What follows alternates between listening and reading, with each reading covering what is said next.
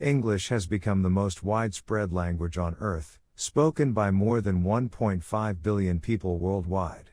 Its dominance can be traced back to the rise of the British Empire in the 17th and 18th centuries, when British colonialism spread English across the globe. In the early days of the British Empire, English was mainly spoken in England and some parts of Scotland and Ireland. However, with the colonization of the Americas, the Caribbean, and parts of Asia and Africa, the use of English began to spread rapidly. British colonizers brought their language with them and made it the official language of their colonies. One of the key factors that contributed to English's global spread was the Industrial Revolution. As Britain became the world's leading industrial power in the 19th century, its language also gained greater prominence. English became the language of international trade, diplomacy, and scientific research. British universities and schools became world-renowned, and the English language became a requirement for higher education in many countries. Another factor that helped English spread was the rise of American power in the 20th century. With the United States becoming the world's leading superpower after World War II, American English also became a dominant force. American culture, media, and entertainment have been exported all over the world, bringing with them the English language. This has led to the emergence of new varieties of English, such as American English, Australian English, and Indian English. The growth of the Internet has also played a significant role in the spread of English. The majority of websites and online content are in English, making it the de facto language of the Internet.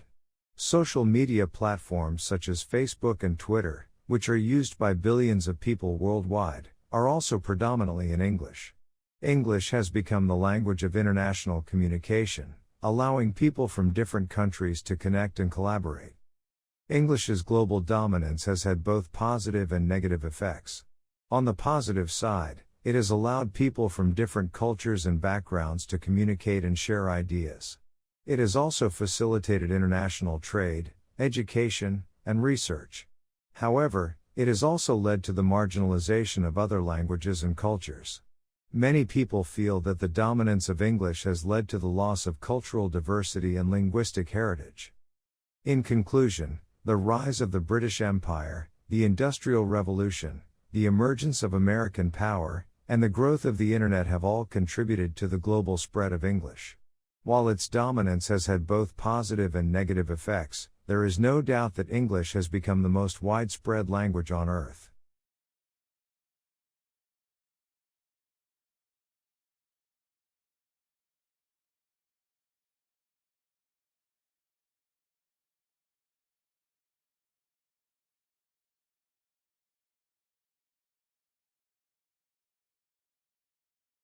In the past century, global warming has caused a significant impact on the planet, affecting different species, including plants, animals, and humans.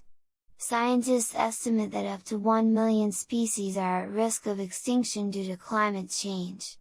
Unfortunately, we have already seen the first extinction of a species due to global warming, and this is just the beginning. The bramblekia melames was a small rodent that lived exclusively on a tiny coral island in the Great Barrier Reef, off the coast of Australia. The species was discovered in 1845, and for over a century, it survived on the 4.9 hectares, 12 acres, island, which was its only habitat. However, rising sea levels and increasingly frequent and severe weather events caused by climate change slowly destroyed the island and its vegetation. As a result, the last bramblekia melames was seen in 2009, and the species was declared extinct in 2019. The loss of the bramblekia melames represents a small yet significant part of the larger impact of climate change on the planet. The extinction of this species is a wake-up call to the urgent need to reduce greenhouse gas emissions and take action to address global warming. If we fail to do so, we risk losing many more species and disrupting the delicate balance of our planet's ecosystems. The extinction of the bramblekia melames highlights the severe impact of climate change on the planet's biodiversity. The species was not hunted, and it did not face any direct threats from human activities. Instead, it was the destruction of its habitat due to global warming that led to its demise. The bramblekia melames is not the only species at risk of extinction due to climate change. Many other species, including polar bears, emperor penguins, koalas, and coral reefs, are under threat from the effects of global warming. Rising temperatures and changing weather patterns are disrupting ecosystems and altering the habitats of these animals and plants, leaving them vulnerable to disease, starvation, and predation. While the extinction of the bramblekia melames may seem insignificant, it is a warning sign of what is to come if we do not take action to address climate change. We must recognize the urgent need to reduce greenhouse gas emissions and adopt sustainable practices to protect the planet's biodiversity. In conclusion, the extinction of the bramblekia melames is a tragic reminder of the severe impact of climate change on the planet's biodiversity. We must take immediate action to address global warming and protect the planet's ecosystems and the species that depend on them.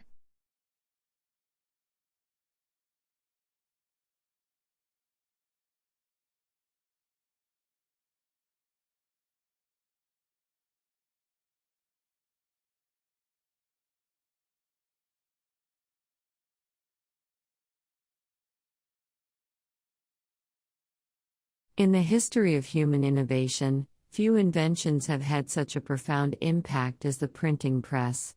Created in the 15th century by Johannes Gutenberg, this machine transformed the way information was shared, and its effects can still be felt today. Before the printing press, books and other printed materials had to be created by hand. This made them expensive and time-consuming to produce, and limited their availability to a select few. Most people were illiterate and had no access to books or other forms of written information.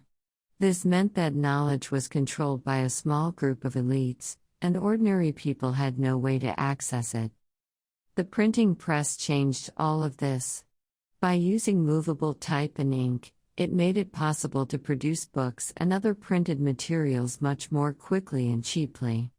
This meant that books could be produced in larger quantities and sold at a lower price, making them accessible to more people. As a result, literacy rates began to rise, and knowledge began to spread more widely. One of the earliest and most famous examples of the power of the printing press was the publication of the Gutenberg Bible in 1455. This was the first book ever printed using movable type, and it signaled a new era in the dissemination of knowledge. Suddenly, it was possible to produce multiple copies of the Bible and distribute them widely. This helped to spread Christianity throughout Europe, and it paved the way for other religious and philosophical movements to gain traction. The printing press also had a profound impact on science and technology. By making it easier to share and build upon existing knowledge, it helped to accelerate the pace of innovation. Scientists and inventors were able to exchange ideas and collaborate more easily, leading to breakthroughs in fields like medicine, engineering, and astronomy. In addition to its impact on knowledge and innovation, the printing press also played a significant role in politics and social change. Printed materials like newspapers and pamphlets made it possible to spread ideas and opinions more widely. This helped to fuel political movements like the American and French revolutions, as well as social movements like abolitionism and women's suffrage. Overall, the invention of the printing press was a game changer for human civilization. It made knowledge more widely available, accelerated the pace of innovation, and helped to fuel political and social change. Today, we take for granted the ability to access books, newspapers, and other printed materials, but we owe this ability to Gutenberg and his revolutionary invention.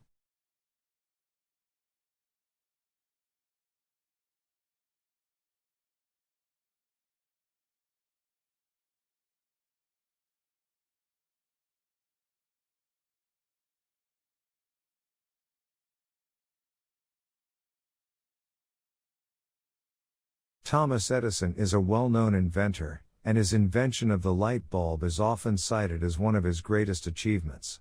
However, the story of Edison and the light bulb is not as straightforward as it seems. In reality, Edison did not invent the light bulb by himself.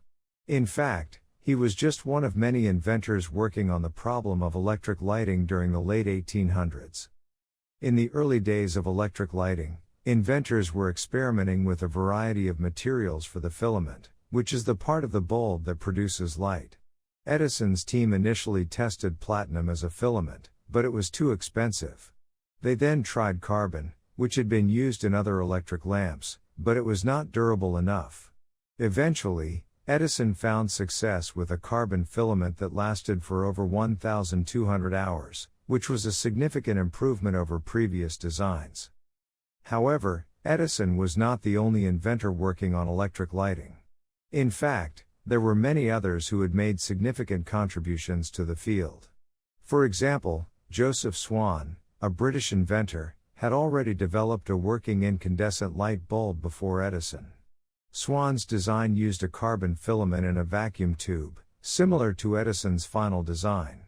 Edison was aware of Swan's work and eventually teamed up with him to form a company that produced light bulbs in Europe. Another inventor who contributed to the development of the light bulb was Hiram Maxim. Maxim was a prolific inventor who held numerous patents for various inventions. He was also working on electric lighting at the same time as Edison and had developed a carbon filament that could last for up to 500 hours. Maxim eventually sold his patents to the United States Electric Lighting Company, which later merged with Edison's company. Despite the contributions of other inventors, Edison is often credited with inventing the light bulb because of his marketing and business savvy. Edison was a master of publicity, and he knew how to promote his inventions to the public. He also founded the first electric utility company, which helped to popularize electric lighting and make it more widely available. In conclusion, while Thomas Edison is often credited with inventing the light bulb, the reality is that he was just one of many inventors working on the problem of electric lighting during the late 1800s. Other inventors, such as Joseph Swan and Hiram Maxim, also made significant contributions to the field. However, Edison's marketing and business acumen helped to popularize electric lighting and make it more widely available, which is why he is often remembered as the inventor of the light bulb.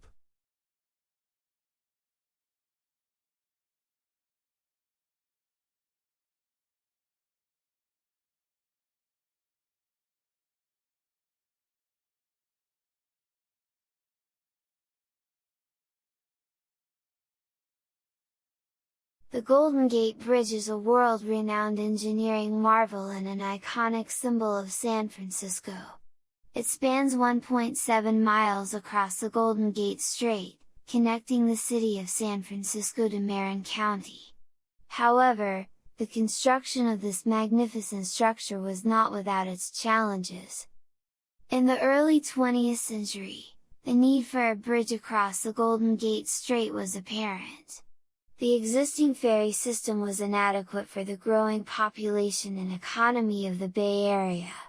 In 1916, the idea for a bridge was proposed by James Wilkins, a local engineer.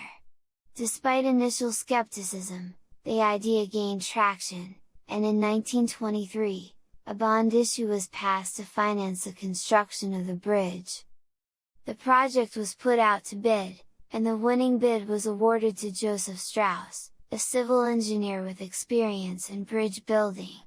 Strauss' initial design, which included a massive cantilever bridge, was deemed too expensive and unfeasible.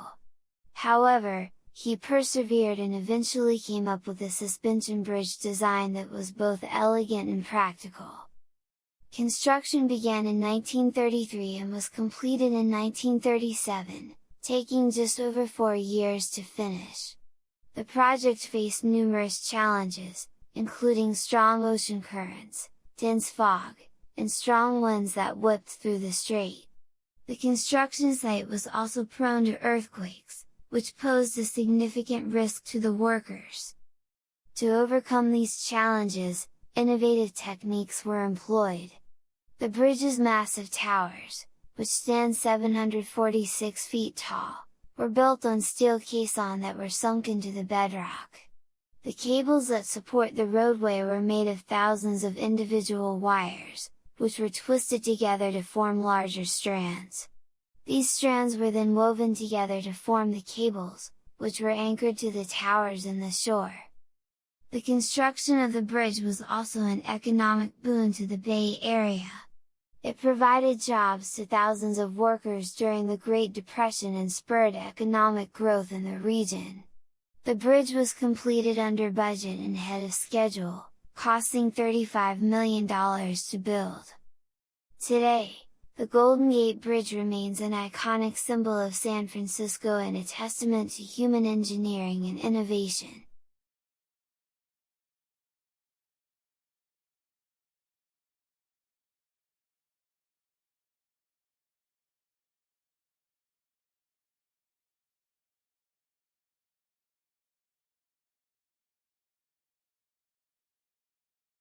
Debating is an art that takes practice, preparation, and confidence. Whether it's in a classroom, a workplace, or a public forum, debates are a great way to engage in meaningful discussions and express your opinions. However, it's not enough to just have a good argument, you also need to be convincing.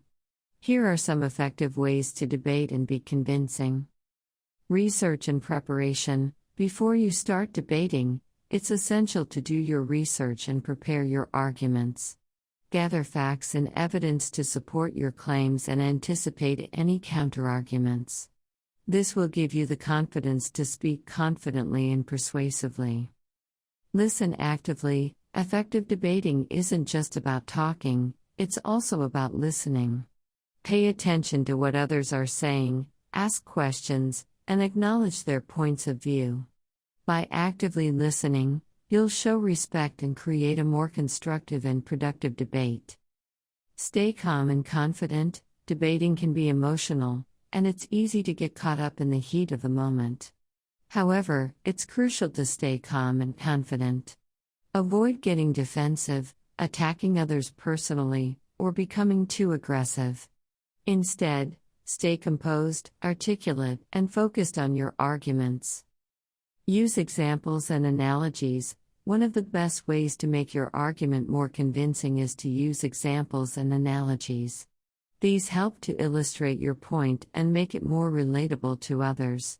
For example, if you're arguing for a higher minimum wage, you could use the analogy of a rising tide lifting all boats to demonstrate the benefits of a more prosperous society.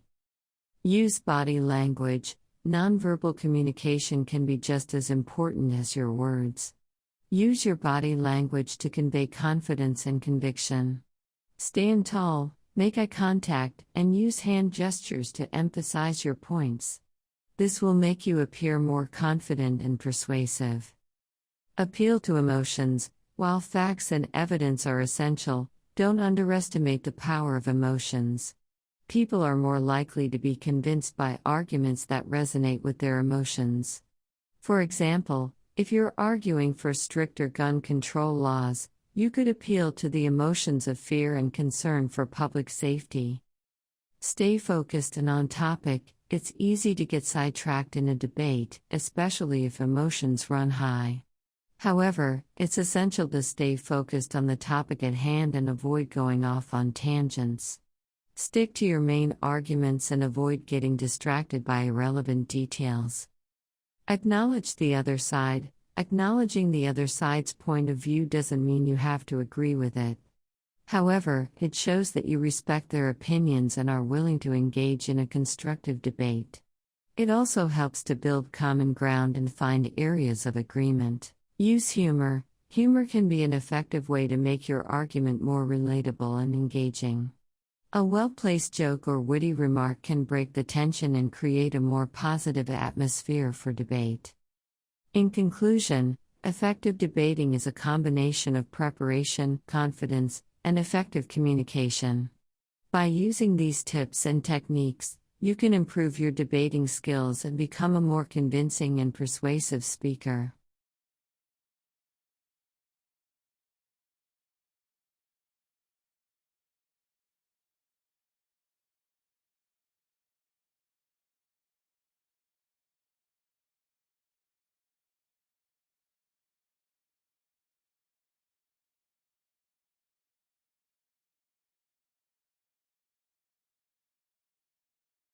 In the late 1970s and early 1980s, a new form of animation started to gain popularity in the United States.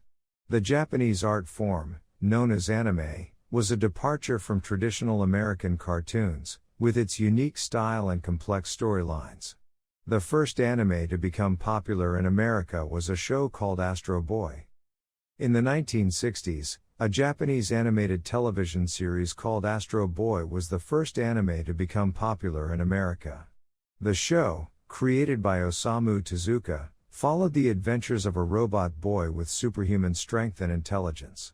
The series had a significant impact on American pop culture, inspiring the creation of numerous other anime series and influencing future animators. The success of Astro Boy also paved the way for other Japanese animated shows to be introduced to American audiences. Today, anime has become a staple of American entertainment, with millions of fans across the country. Astro Boy was created by Osamu Tezuka in 1952 and was based on a manga series of the same name. The show was about a young robot boy named Astro who was created by a scientist to replace his dead son. Astro had superhuman strength, jet-powered feet, and could fly with rockets in his back. He used his powers to fight evil and protect humans from harm. The show was originally broadcast in Japan from 1963 to 1966 and was then dubbed into English and released in the United States in 1963. It quickly became a hit with American audiences, and soon other anime shows began to follow. One of the reasons for Astro Boy's popularity was its unique style. Unlike traditional American cartoons, anime was drawn with more detail and used different techniques to convey emotions and action. The show's storyline was also more complex, with themes that dealt with life, death, and the struggle between good and evil. Another reason for the show's success was its appeal to children and adults alike. While the show was aimed at a younger audience, its mature themes and complex characters made it interesting for older viewers as well. This helped to broaden its appeal and led to its long-lasting popularity. Today, anime has become a staple of American pop culture, with many popular shows and movies, such as Dragon Ball Z, Naruto, and Spirited Away. While Astro Boy may not have been the first anime ever made, it was the first to gain widespread popularity in America and paved the way for future shows to follow. Overall, the popularity of Astro Boy and other anime shows in America can be attributed to their unique style, complex storylines, and appeal to both children and adults.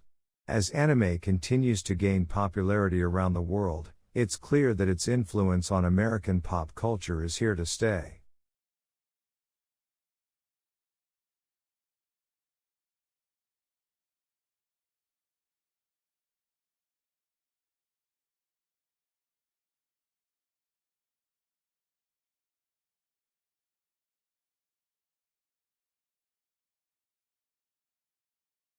The history of Hawaii is both fascinating and complex. In the late 1800s, Hawaii was ruled by a powerful monarch, Queen Liliuokalani, who was the last queen of Hawaii. Her reign was marked by political turmoil and external pressure from the United States. Hawaii, a group of islands located in the Pacific Ocean, was once a kingdom with its own unique culture, customs, and traditions. On June 27, 1959, Hawaii became the 50th state of the United States. The road to statehood for Hawaii was a long and contentious one, with many debates and controversies along the way. One of the key figures in Hawaii's journey to statehood was Queen Liliuokalani, the last monarch of Hawaii. Her overthrow in 1893 by American businessmen and politicians played a significant role in Hawaii's eventual annexation by the United States. Queen Liliuokalani was a visionary and a strong leader who tried to preserve the independence of Hawaii. She wanted to protect the islands from foreign influence and maintain the traditional ways of life of the Hawaiian people. However, in 1893, she was overthrown by a group of American businessmen who were supported by the United States government. The United States, under President William McKinley, annexed Hawaii in 1898, following a brief period of military occupation. The annexation was widely opposed by the Hawaiian people, who believed that it was an illegal and unjust action. The annexation of Hawaii was seen as a symbol of American imperialism, which was opposed by many in the United States and around the world. Despite this, Hawaii became a territory of the United States, and it remained that way until 1959, when it became the 50th state of the United States. The road to statehood was a long and difficult one, marked by political struggles, cultural conflicts, and economic challenges. However, Hawaii was able to overcome these obstacles and became a vibrant and thriving state. Today, Hawaii is known for its beautiful beaches, vibrant culture, and diverse population. The state has a rich history, and its people are proud of their heritage and traditions. Hawaii has become a symbol of hope and resilience, a place where people of different cultures and backgrounds can come together and live in peace. In conclusion, the story of Hawaii is a powerful reminder of the importance of cultural identity, political sovereignty, and the struggle for freedom and justice. Queen Liliuokalani and the people of Hawaii fought bravely to preserve their independence and their way of life, and their legacy lives on today. Hawaii is a unique and special place, a shining example of the human spirit and the power of community.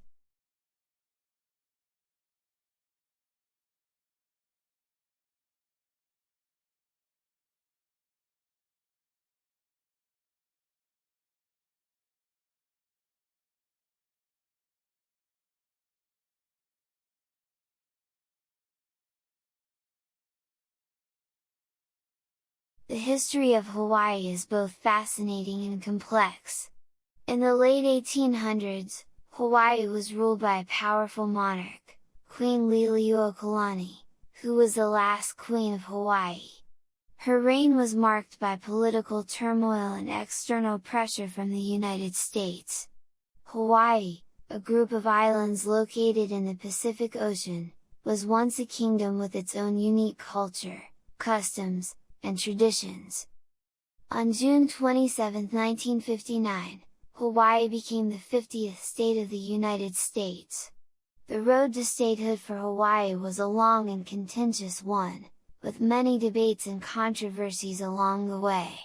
One of the key figures in Hawaii's journey to statehood was Queen Liliuokalani, the last monarch of Hawaii. Her overthrow in 1893 by American businessmen and politicians played a significant role in Hawaii's eventual annexation by the United States. Queen Liliuokalani was a visionary and a strong leader who tried to preserve the independence of Hawaii. She wanted to protect the islands from foreign influence and maintain the traditional ways of life of the Hawaiian people. However, in 1893, she was overthrown by a group of American businessmen who were supported by the United States government. The United States, under President William McKinley, annexed Hawaii in 1898, following a brief period of military occupation. The annexation was widely opposed by the Hawaiian people, who believed that it was an illegal and unjust action. The annexation of Hawaii was seen as a symbol of American imperialism, which was opposed by many in the United States and around the world. Despite this, Hawaii became a territory of the United States, and it remained that way until 1959, when it became the 50th state of the United States. The road to statehood was a long and difficult one, marked by political struggles, cultural conflicts, and economic challenges.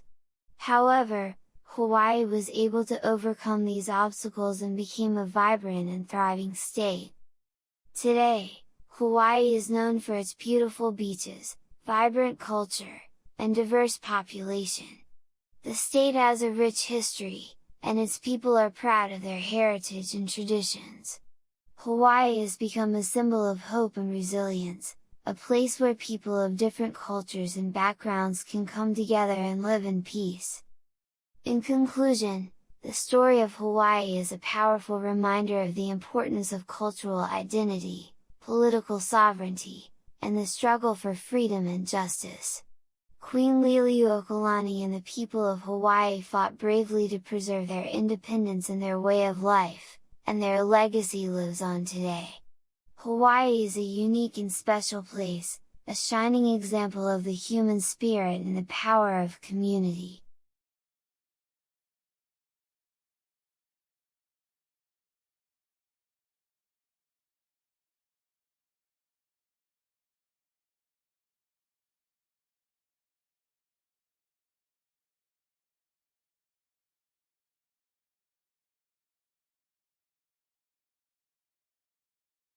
For centuries, humans have gazed up at the stars and wondered if there is life beyond our planet. It wasn't until the mid-20th century that scientific efforts began in earnest to find extraterrestrial life. The search for life beyond Earth is driven by the curiosity to understand the origins of life and our place in the universe. Scientists have long been studying the conditions necessary for life to exist, and have identified three basic requirements: liquid water, a source of energy, and the right combination of organic molecules.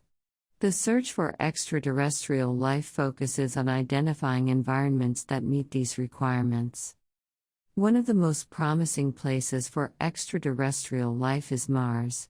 The red planet has been of great interest to researchers due to its potential for harboring life.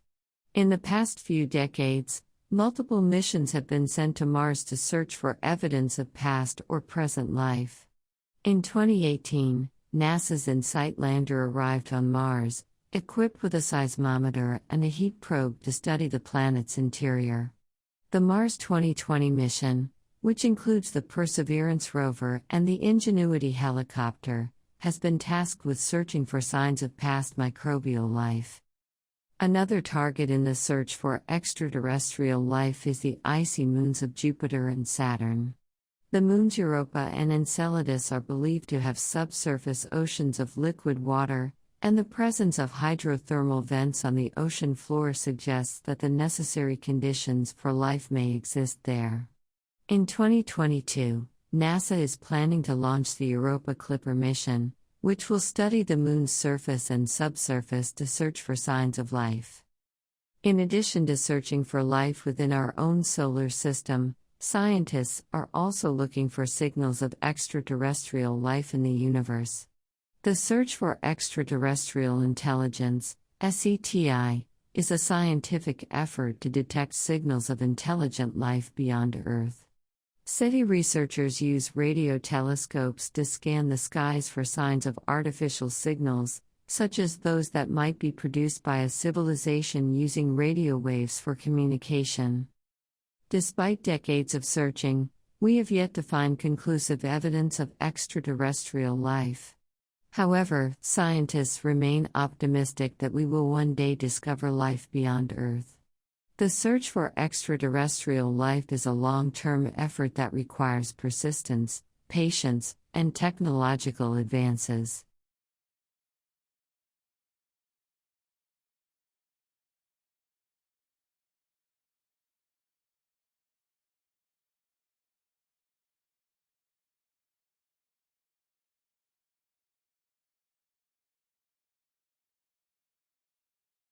Wealth, in general, is a coveted commodity that most people aspire to possess.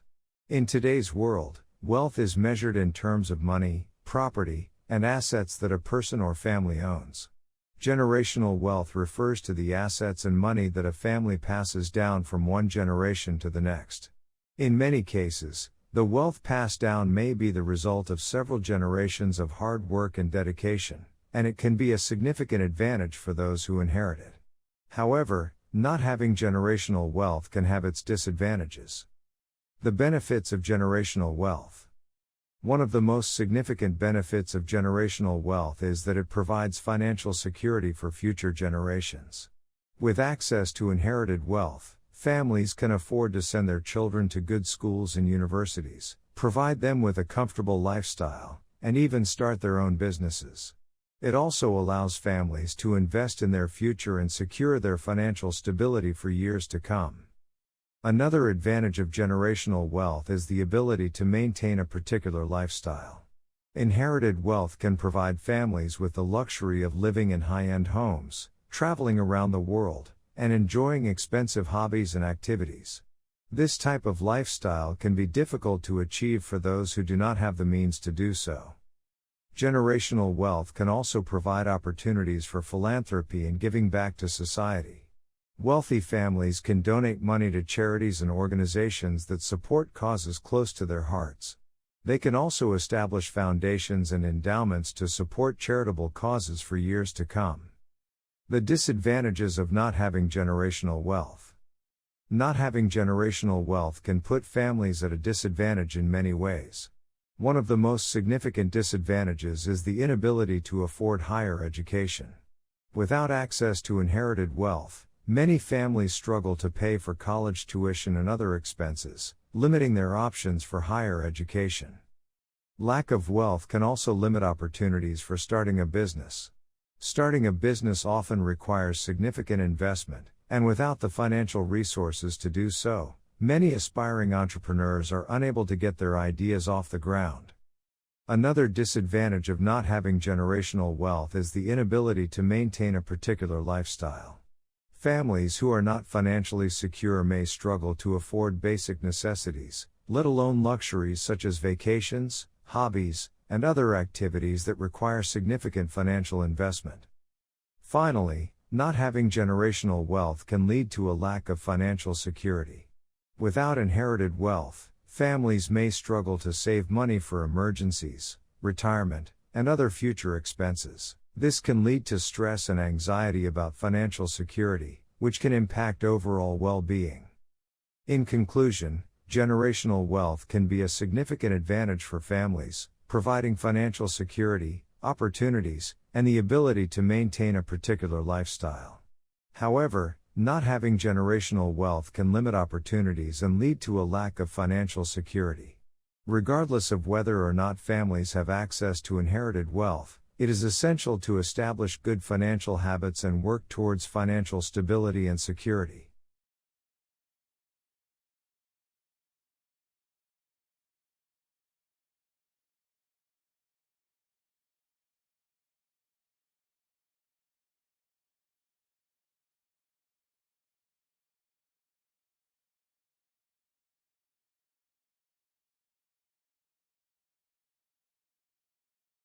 In the highlands of South Sulawesi, Indonesia, there is a unique tribe known as the Toraja. They are known for their elaborate and fascinating funeral rituals, which are a blend of ancient animistic beliefs and Christianity. These ceremonies can last for days and involve the entire community. The Toraja people believe that death is not the end of life but a transition from one life to another. They believe that the dead person's spirit stays in the village until the funeral ceremony is held, and then they move to the afterlife. The funeral ceremonies of the Toraja people are complex and elaborate affairs. The ceremonies can last for several days, and sometimes even months, depending on the social status and wealth of the deceased person. The entire village comes together to pay their respects to the dead person and to offer support to the family. The first step in the funeral ceremony is the removal of the body from the home. The body is then kept in a special room, where it is treated with formalin to prevent decay. During this time, the family gathers resources and prepares for the funeral. The second step is the buffalo sacrifice. This is the most important part of the ceremony, as the buffalo is considered the most valuable animal in the Toraja culture. The more buffalo sacrificed, the more respected the deceased person is. The family of the deceased will often borrow money or sell their possessions to buy the buffalo. After the buffalo sacrifice, the body is finally laid to rest. The coffin is placed in a cave or a carved out rock, and the body is accompanied by the buffalo's horns, which symbolize strength and status. The family will also provide a Tao Tao, a wooden statue that represents the deceased person's spirit. The Toraja people's unique funeral ceremonies attract tourists from all over the world, and the Indonesian government has recognized them as an important part of the country's cultural heritage. However, the ceremonies have also faced criticism from animal rights activists, who condemn the sacrifice of the buffalo. In addition to their funeral rituals, the Toraja people are also known for their traditional houses, which are made of wood and bamboo and have distinctive curved roofs. The houses are often decorated with buffalo horns and other animal parts, which are believed to bring good luck and ward off evil spirits. The Toraja people have faced many challenges in recent years, including the pressure to conform to mainstream Indonesian culture and the loss of their traditional lands due to mining and logging. However, they continue to preserve their unique cultural heritage and remain a vibrant and resilient community.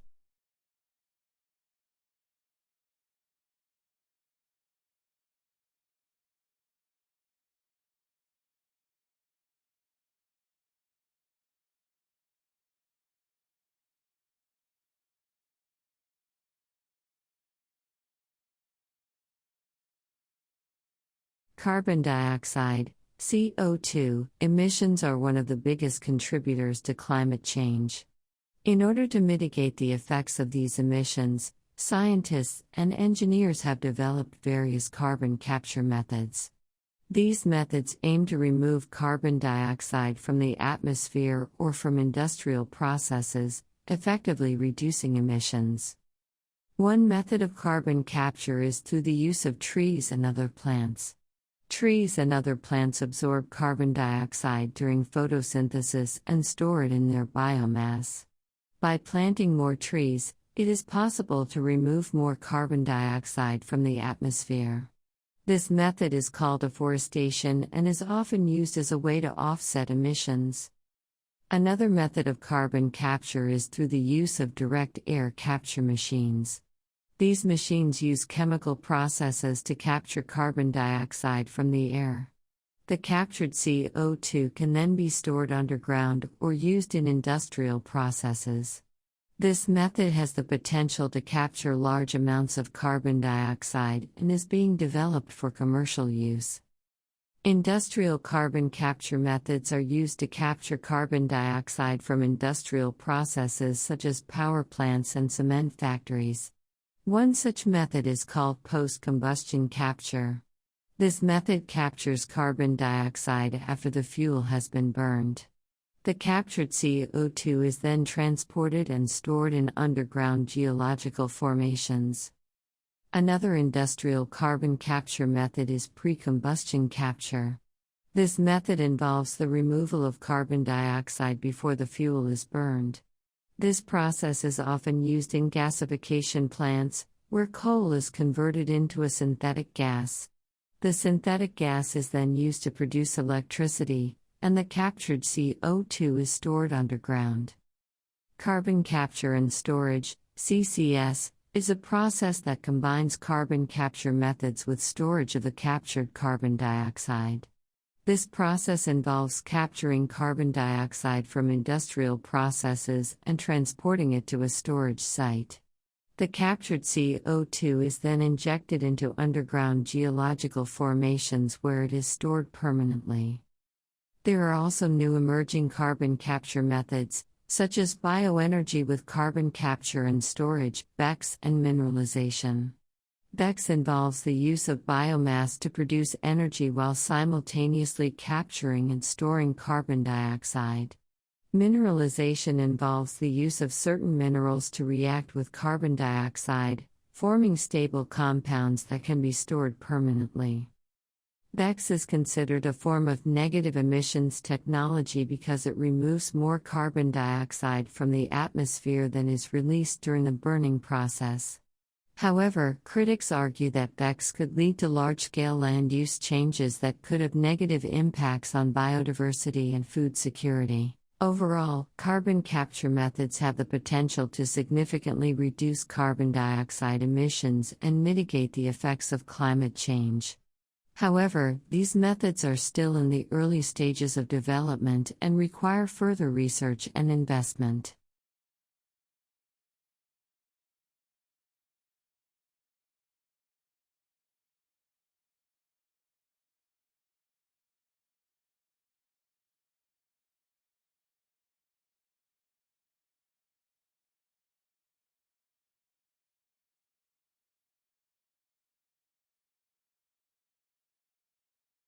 Every year on January 4th, pasta lovers across the United States celebrate National Spaghetti Day, a day to honor one of the world's most beloved dishes.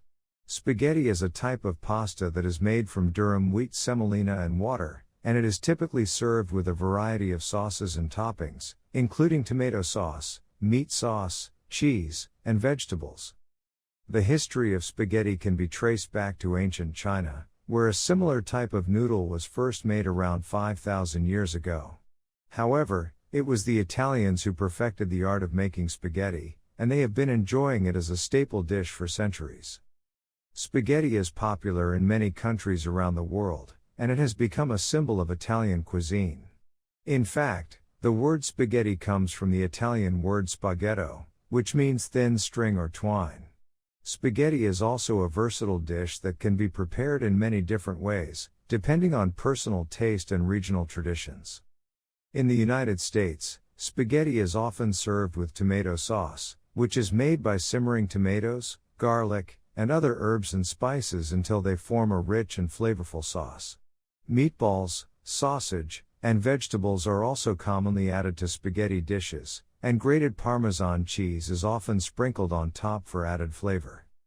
National Spaghetti Day is celebrated in many different ways across the country. Some restaurants offer specials on spaghetti dishes, while others hold spaghetti eating contests or cooking competitions. Families and friends often gather together to enjoy a big bowl of spaghetti and celebrate the occasion. Another possible explanation for the popularity of spaghetti is its versatility. This simple pasta can be paired with a wide variety of sauces and ingredients, from classic marinara sauce to meatballs, sausage, seafood, or vegetables. Its long and slender shape makes it easy to twirl with a fork and slurp with a satisfying sound.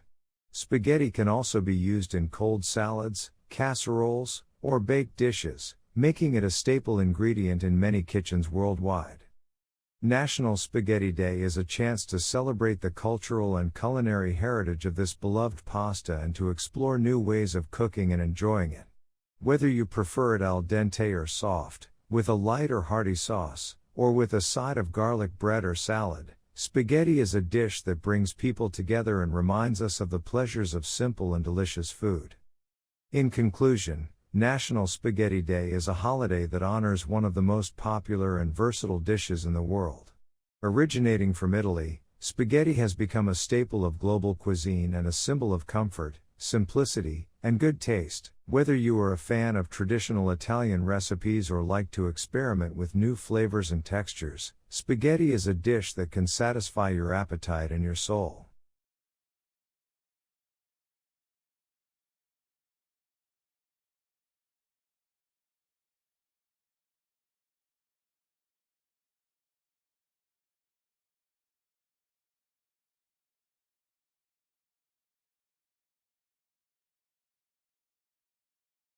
In the early 20th century, bacterial infections were a leading cause of death around the world.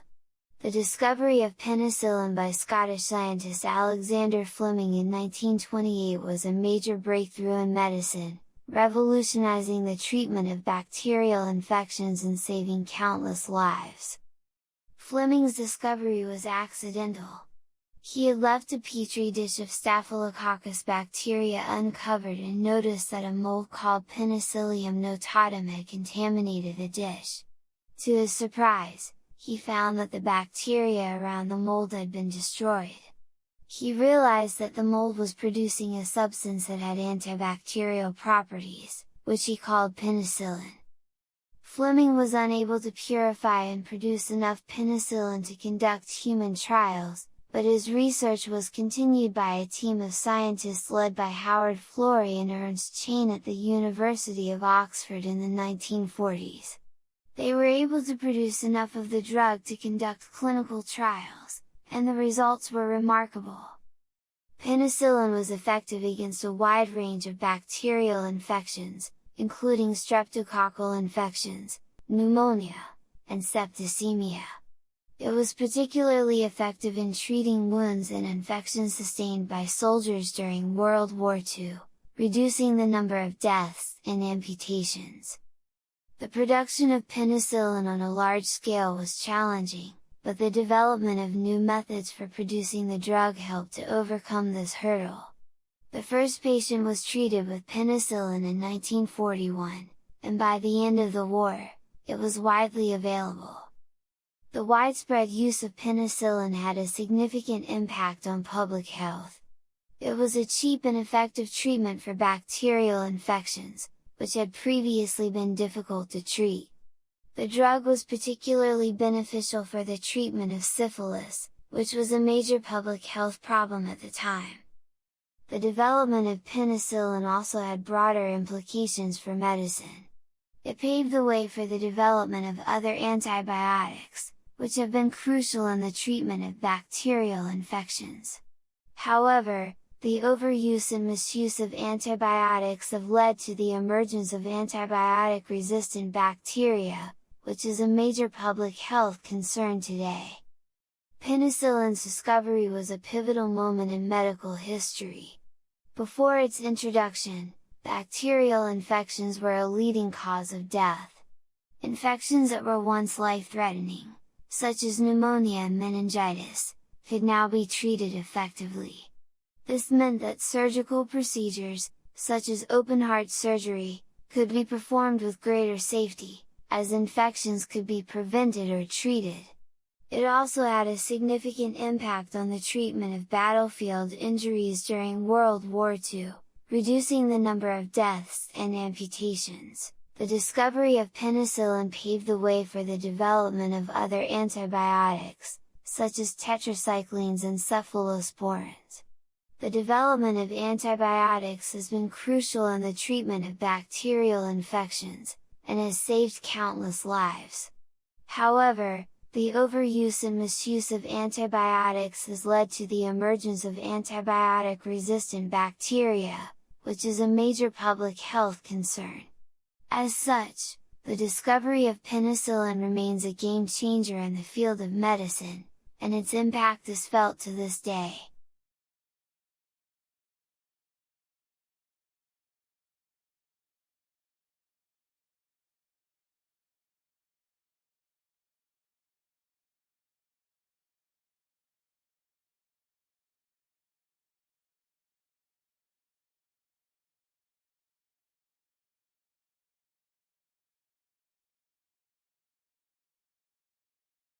Abraham Lincoln was a man of many talents, but one skill that is often overlooked is his wrestling ability. Long before he became the 16th President of the United States, Lincoln was a well-known wrestler in the rough-and-tumble world of Frontier, Illinois. As a young man, Lincoln was tall and strong, standing at 6'4" and weighing in at over 180 pounds. These physical attributes made him a formidable opponent in the wrestling ring.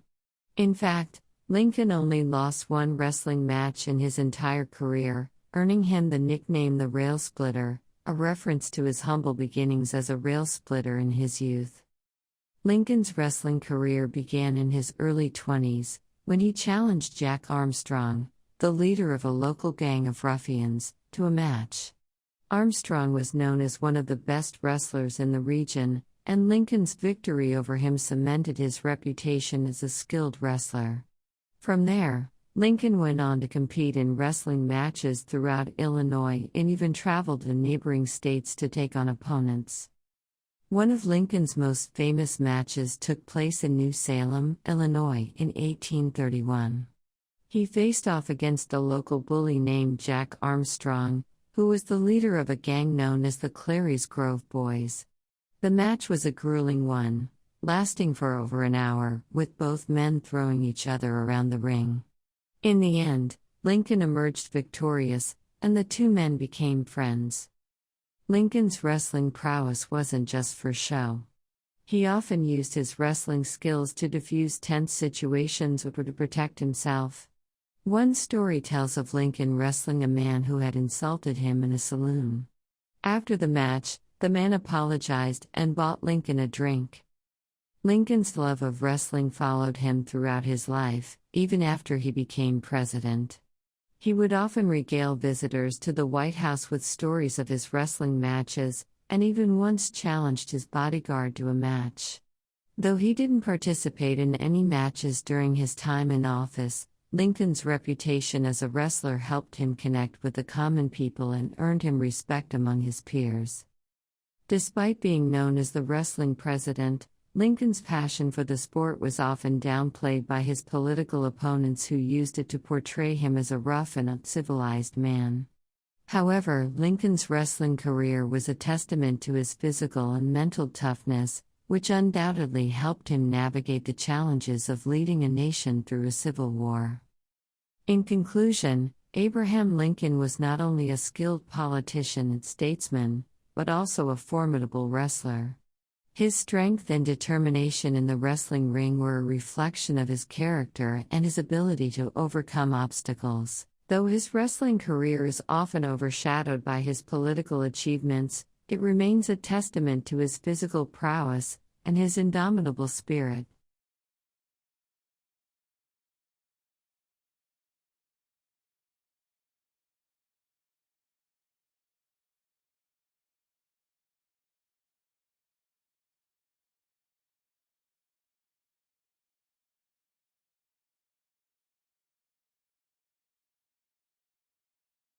Cleopatra is often depicted in popular culture as a stunningly beautiful Egyptian queen, but in reality, she was not ethnically Egyptian. In fact, Cleopatra was of Greek Macedonian descent, and her family had ruled over Egypt since the time of Alexander the Great. Cleopatra was born in 69 BCE in Alexandria, Egypt, to Ptolemy XII and his wife, who were both of Greek ancestry. She was the last ruler of the Ptolemaic Kingdom of Egypt, which had been established after Alexander the Great's death in 323 BCE.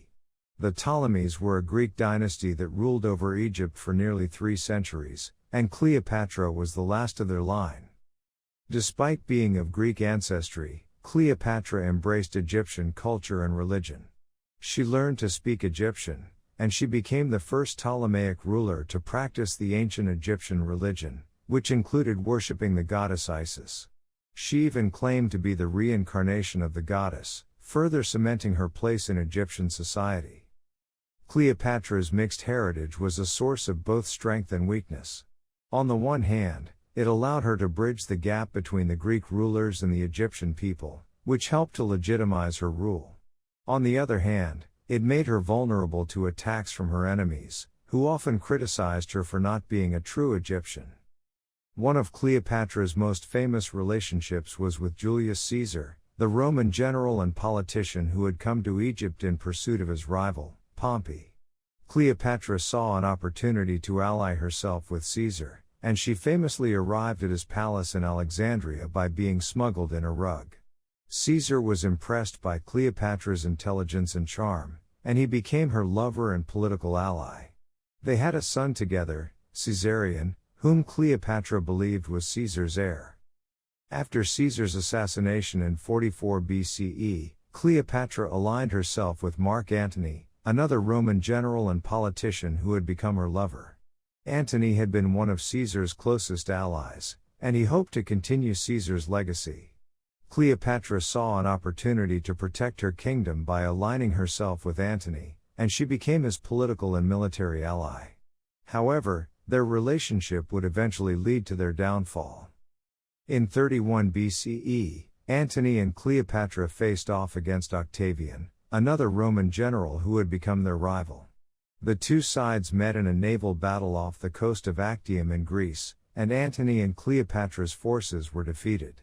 Antony and Cleopatra fled to Egypt, where they eventually committed suicide rather than surrender to Octavian. In conclusion, Cleopatra's mixed heritage played a significant role in her life and reign as Queen of Egypt. Although she was of Greek Macedonian descent, she embraced Egyptian culture and religion, and she became a symbol of the Ptolemaic dynasty's legitimacy. Her relationships with Julius Caesar and Mark Antony are also well known, but they ultimately contributed to her downfall.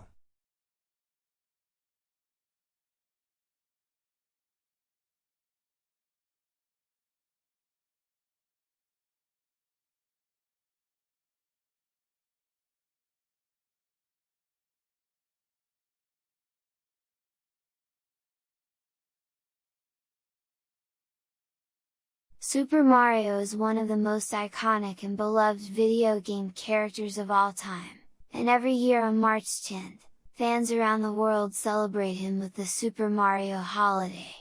This holiday is a fun and festive way to pay homage to the plumber from Brooklyn who has captured the hearts of millions.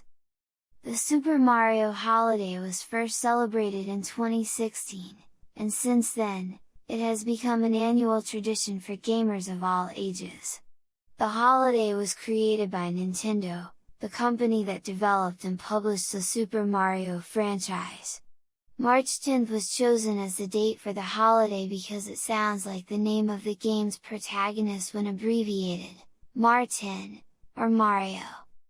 The holiday is celebrated in various ways, including playing Super Mario games, watching videos about the franchise, and sharing fan art and other creations on social media using the hashtag #MarioDay. Some gamers also participate in speedruns, which is a competition to complete a Super Mario game as quickly as possible. In addition to celebrating the character himself, the Super Mario holiday is also a way to recognize the impact that the franchise has had on the video game industry. The first Super Mario game was released in 1985, and since then, it has spawned countless sequels, spin-offs, and merchandise. Super Mario is one of the best-selling video game franchises of all time, with over 600 million copies sold worldwide. The Super Mario franchise has also had a significant cultural impact, with Mario and his friends becoming recognizable icons in popular culture. The character has appeared in movies, TV shows, and even the 2016 Summer Olympics in Rio de Janeiro, Brazil. The Super Mario holiday is not just about celebrating a video game character, it is also about celebrating the joy and happiness that Super Mario brings to people's lives. The game has been enjoyed by people of all ages and backgrounds, and its popularity shows no signs of slowing down. In conclusion, the Super Mario holiday is a fun and festive way for gamers and fans around the world to celebrate one of the most iconic video game characters of all time. By participating in the holiday, fans can show their appreciation for the franchise, its impact on the gaming industry, and the joy that Super Mario has brought to their lives.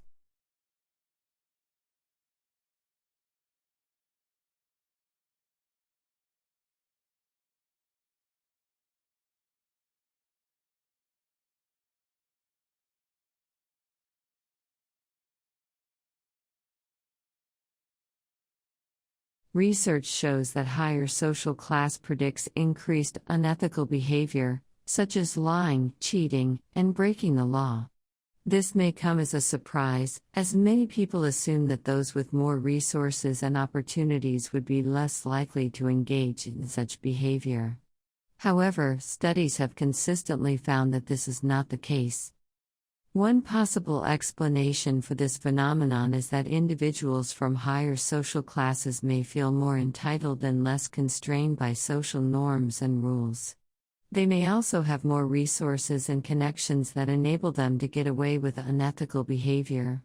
In contrast, individuals from lower social classes may be more constrained by social norms and more likely to face consequences for unethical behavior.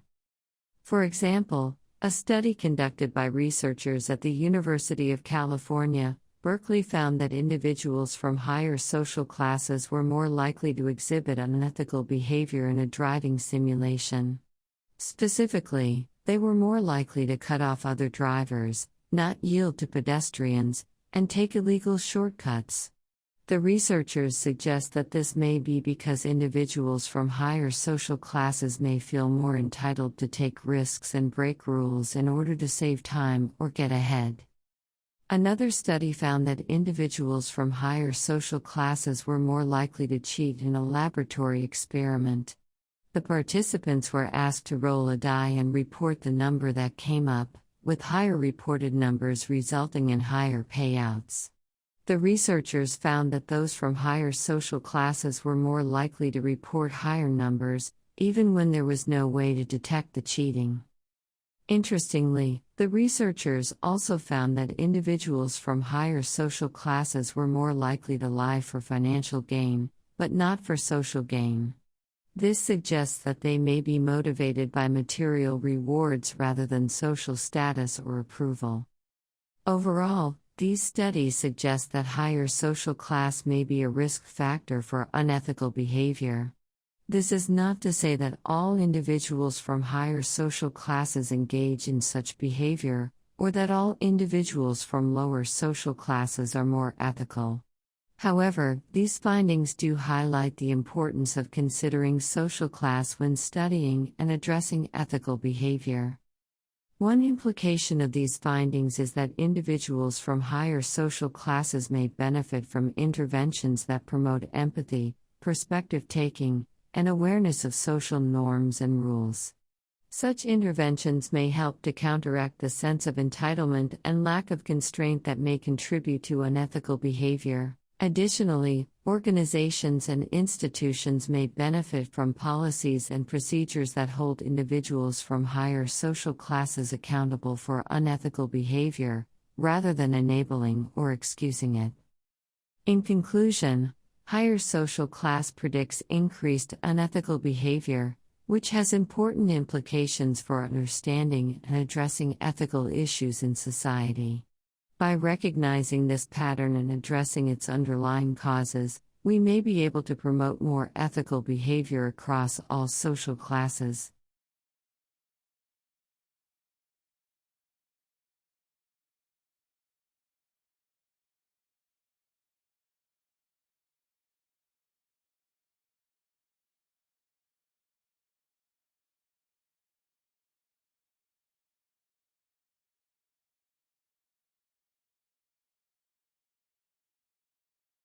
For centuries, humans have navigated through the seas and explored the world around them, but without a reliable method of determining direction, it was a difficult and dangerous undertaking. The invention of the compass changed everything, allowing sailors to plot a course and reach their destination with greater accuracy and speed. Here is a brief history of the compass and its impact on navigation. The first known compass-like device was invented in China around 200 BCE. It was called the south-pointing chariot, and it consisted of a bronze figure sitting in a chariot, with a mechanism that always pointed south. The device was used for religious purposes and was not used for navigation at sea. The first compasses used for navigation appeared in the 11th century in China. They were called xinan and were made of a lodestone floating in a bowl of water. The xinan was improved upon in the 12th century with the introduction of the dry compass, which used a pivoting needle instead of a floating lodestone. The compass made its way to Europe in the 13th century and quickly became an essential tool for navigation. With a compass, sailors could determine their direction even when the stars were hidden by clouds or fog, and they could plot a course that would keep them on track to their destination. The compass also allowed sailors to venture further from shore, opening up new trade routes and exploration opportunities. The compass continued to evolve over the centuries. In the 18th century, a Scottish mathematician named Colin Maclaurin discovered that the Earth's magnetic field was not uniform and that compasses pointed slightly off true north. This led to the development of the variation compass, which had a movable card that could be adjusted to compensate for the magnetic variation. In the 19th century, the compass was integrated into other navigation tools, such as the sextant and chronometer, which allowed sailors to determine their position on the globe with great accuracy. The compass also played a crucial role in the development of aviation, allowing pilots to navigate through the air with confidence. The impact of the compass on navigation and exploration cannot be overstated. Without this tool, the world would be a very different place, with fewer trade routes, less global exchange of ideas and cultures, and less knowledge of the world around us. The compass made it possible for humans to venture further and explore more, leading to new discoveries, scientific breakthroughs, and an ever-expanding understanding of our planet and universe. In conclusion, the invention of the compass revolutionized navigation and opened up a world of possibilities. Its impact on history and human exploration cannot be overstated, and its legacy continues to shape our understanding of the world around us.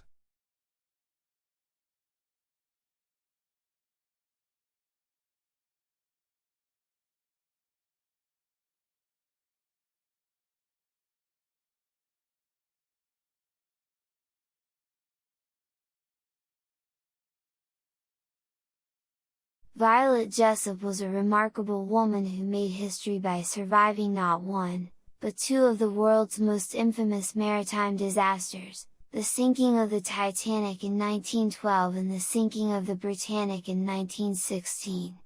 Born in Argentina in 1887, Violet grew up in a family of sailors and took to the sea as a young woman. In 1910, she was hired as a stewardess by the White Star Line, the company that operated the Titanic. On the night of April 14, 1912, Violet was on duty aboard the Titanic when the ship struck an iceberg and began to sink. She was one of the lucky few who managed to escape the sinking ship in a lifeboat, although she had to endure the horror of watching many others perish in the freezing water. But Violet's story didn't end there.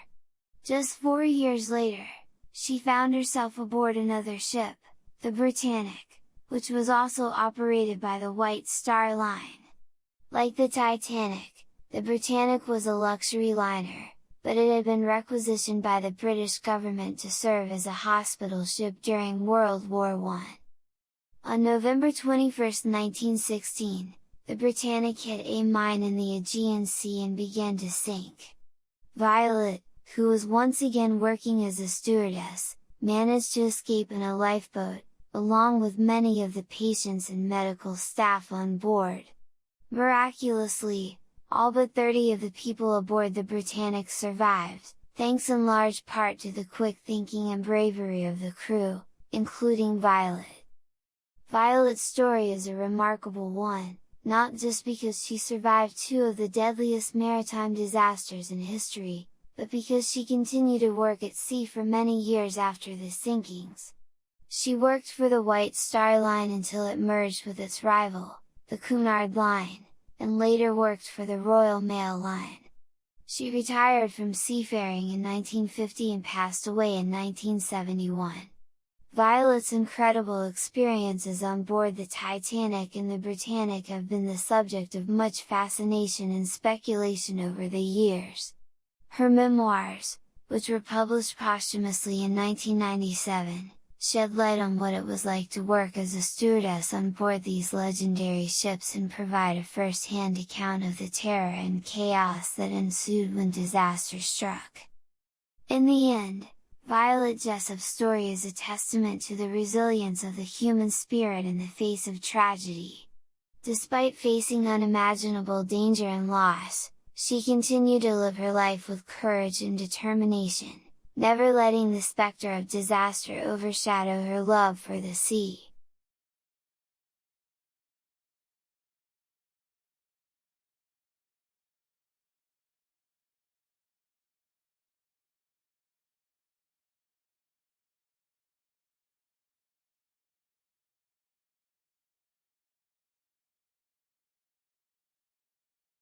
Sleep is an essential part of human life.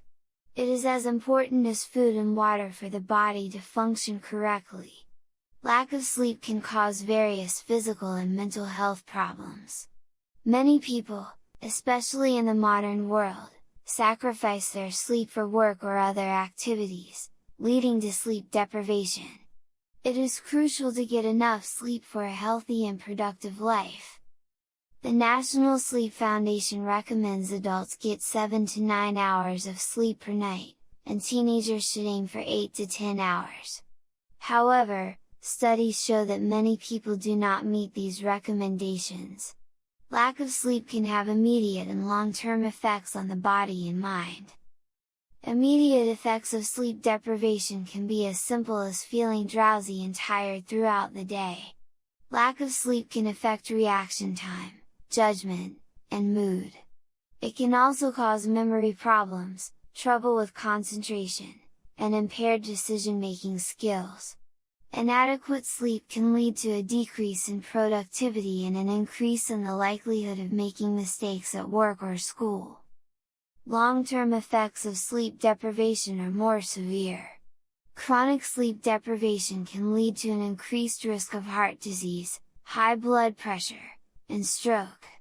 Lack of sleep can also impair the immune system, making it difficult for the body to fight off infections. Sleep deprivation has been linked to weight gain and obesity as well. Studies show that people who get less sleep tend to eat more, particularly high-calorie junk food. Sleep deprivation can also lead to mental health issues. Studies show that people who don't get enough sleep are more likely to experience depression, anxiety, and other mental health problems. Sleep is essential for emotional well-being and can affect mood, motivation, and stress levels. Driving while sleep-deprived is also a significant danger. It can impair driving performance, leading to accidents. In fact, the National Highway Traffic Safety Administration estimates that drowsy driving causes up to 6,000 fatal crashes each year in the United States.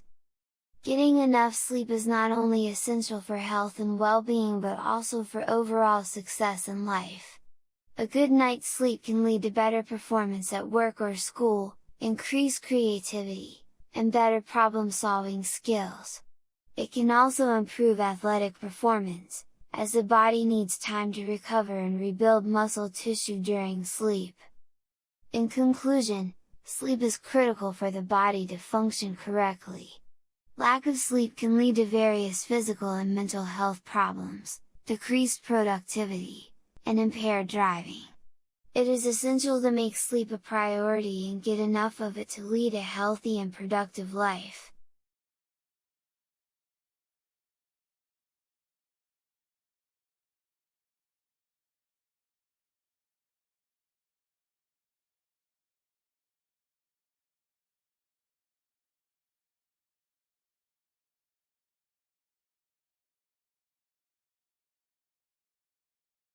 Movie theaters have been a staple of entertainment for over a century.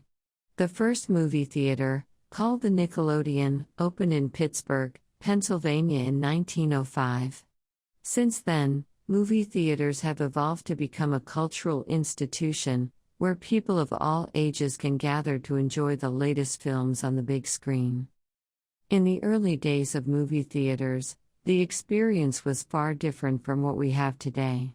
The Nickelodeon, for example, was a small storefront with a seating capacity of only a few dozen people.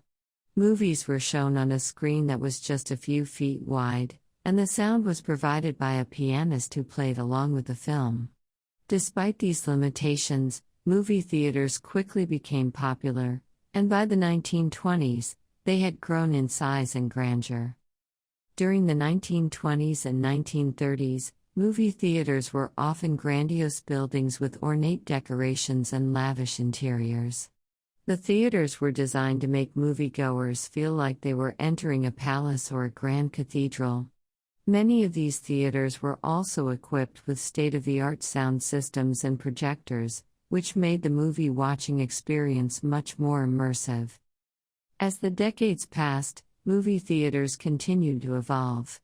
The advent of color film and widescreen formats in the 1950s and 1960s led to even more elaborate and luxurious theaters. However, the rise of television and home video in the 1980s and 1990s presented a challenge to the movie theater industry. Attendance declined, and many theaters closed down. Despite these challenges, movie theaters have managed to survive and even thrive in recent years. The introduction of new technologies like digital projection and immersive sound systems has helped to enhance the movie-going experience. Many theaters now offer amenities like reclining seats, food and drink service, and even alcohol. The COVID-19 pandemic has presented a new set of challenges for movie theaters. In 2020, theaters were forced to close their doors for several months, and many have struggled to attract audiences since reopening. However, there are signs that movie theaters may be able to bounce back in the post-pandemic world. One potential avenue for growth is the rise of streaming services like Netflix and Amazon Prime. While these services have disrupted the traditional movie industry, they have also created a new market for independent and niche films. Many movie theaters have started to capitalize on this trend by offering screenings of independent films and other unique content. Another potential avenue for growth is the development of new technologies like virtual and augmented reality. These technologies could offer moviegoers an even more immersive experience, allowing them to feel like they are inside the movie itself. Overall, the future of movie theaters is uncertain, but there is reason to be optimistic. Despite the challenges they face, movie theaters remain a beloved and important part of our culture. As technology continues to advance, it is likely that the movie theater industry will continue to evolve and adapt, offering new and exciting experiences for moviegoers around the world.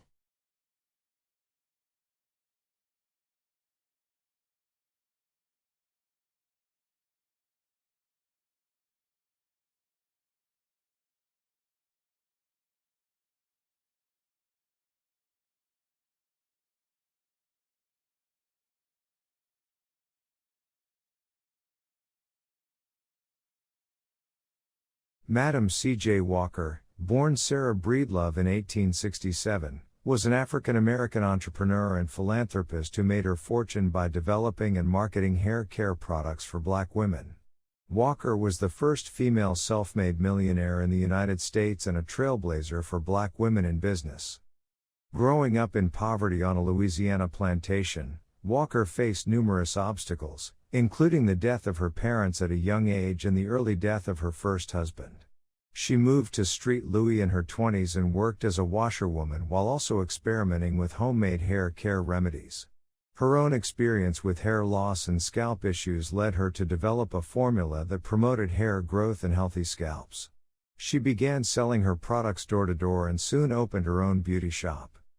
Walker's business grew rapidly, and she soon expanded her operations to other cities. She developed a network of sales agents, most of whom were Black women, whom she trained and supported. These agents sold her products and also served as community organizers, promoting education and self-improvement among Black women. Walker was not just a successful entrepreneur but also a philanthropist and activist. She supported numerous organizations that promoted Black education, health, and civil rights. She also used her platform to speak out against racism and discrimination. Despite her many achievements, Walker faced significant obstacles as a Black woman in business. She was often excluded from trade organizations and faced discrimination from both customers and suppliers. She also faced criticism from some in the Black community who viewed her success as a betrayal of Black culture and values. Nevertheless, Walker persevered and continued to build her business and her legacy. Today, Madam C.J. Walker's legacy lives on. Her products, which are now sold under the brand name Madam C.J. Walker Beauty Culture, continue to promote healthy hair for Black women. Her story has inspired countless entrepreneurs, particularly Black women, to pursue their dreams and break down barriers in the business world. In 2020, Netflix released a limited series called Self-Made, inspired by the life of Madam C.J. Walker, which introduced Walker's story to a new generation of viewers. The future of Madam C.J. Walker's legacy is bright. As more attention is paid to the importance of diversity and inclusion in the business world, Walker's story serves as a powerful reminder of the contributions that Black women have made and continue to make to the economy and society. As more Black women enter the business world, they can look to Madam C.J. Walker as a source of inspiration and guidance.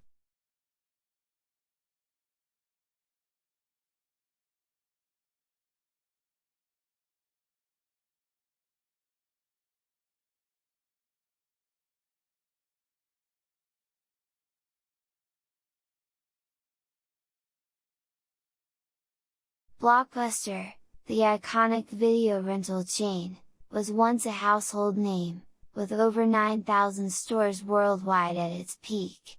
Founded in 1985 in Dallas, Texas, Blockbuster revolutionized the home entertainment industry by providing customers with the opportunity to rent movies and games without leaving their homes. With its signature blue and yellow color scheme and the promise of the latest blockbuster hits, Blockbuster became the go-to destination for movie enthusiasts.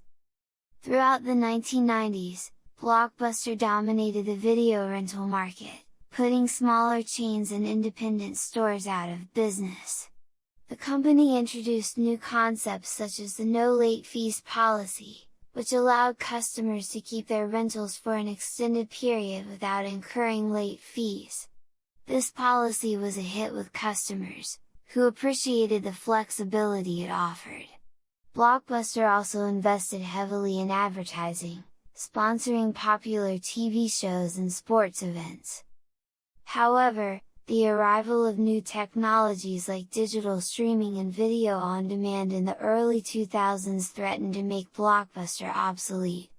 Blockbuster failed to recognize the potential of these technologies and instead focused on expanding its brick-and-mortar stores.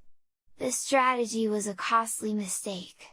By 2010, the company had filed for bankruptcy and closed most of its stores. One of the biggest factors in Blockbuster's downfall was its failure to adapt to new trends. While other companies were investing in digital streaming and video on demand, Blockbuster was still relying on its brick-and-mortar stores. By the time the company tried to catch up, it was too late. Companies like Netflix and Amazon had already established a significant presence in the digital entertainment market, leaving Blockbuster behind. Another misstep for Blockbuster was its reluctance to invest in its online rental service. While the company did offer an online rental service, it was slow to roll out and was not widely promoted. As a result, customers who wanted to rent movies online turned to competitors like Netflix, who offered a wider selection of movies and faster delivery times. Blockbuster's fall from grace serves as a cautionary tale for businesses that fail to adapt to new technologies and market trends. While Blockbuster was once a dominant player in the entertainment industry, it failed to recognize the potential of digital streaming and video on demand. The company's reluctance to invest in these technologies and its focus on expanding its brick-and-mortar stores ultimately led to its downfall. In the end, Blockbuster's legacy lives on as a reminder that even the most successful companies can fall victim to complacency and a failure to adapt. While Blockbuster may be gone, its impact on the entertainment industry will not be forgotten.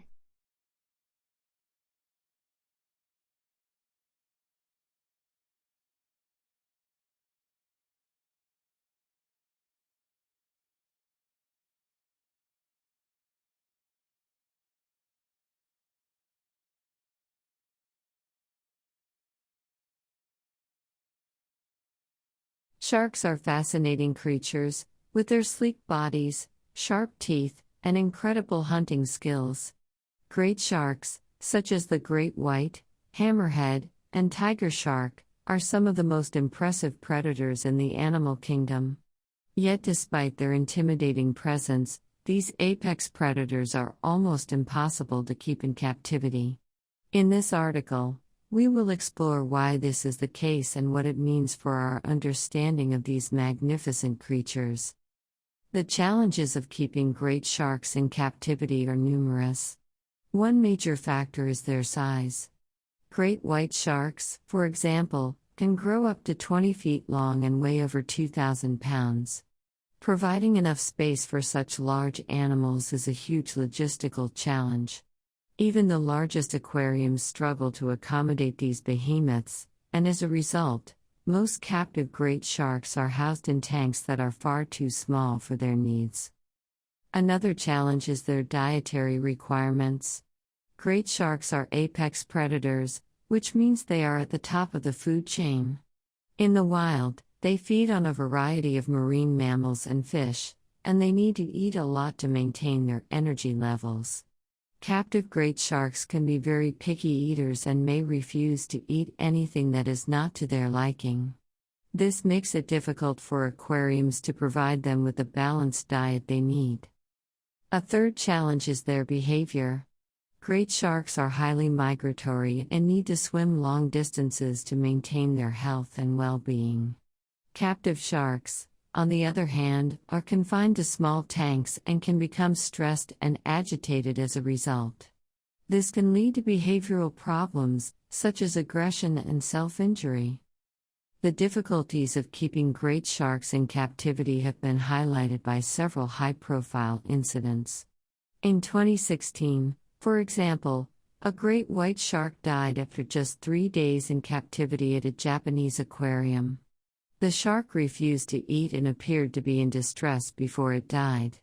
Similar incidents have occurred at other aquariums around the world, leading some to question whether it is ethical to keep these animals in captivity at all. Despite the challenges, some aquariums continue to attempt to keep great sharks in captivity. Some argue that doing so can help raise awareness about these incredible creatures and inspire people to care more about marine conservation. Others believe that captive breeding programs could help boost populations of endangered great shark species. However, for many experts, the risks and challenges of keeping great sharks in captivity far outweigh any potential benefits.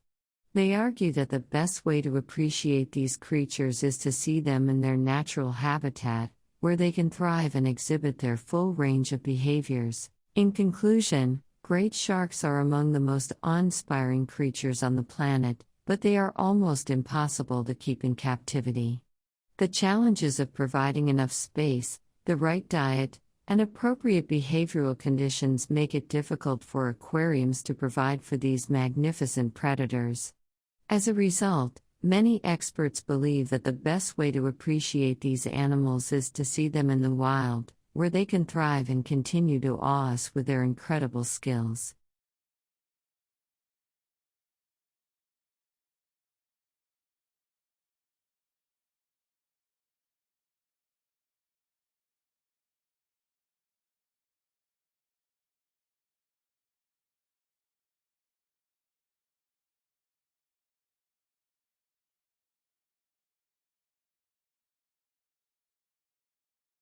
Customer complaints are an inevitable part of any business.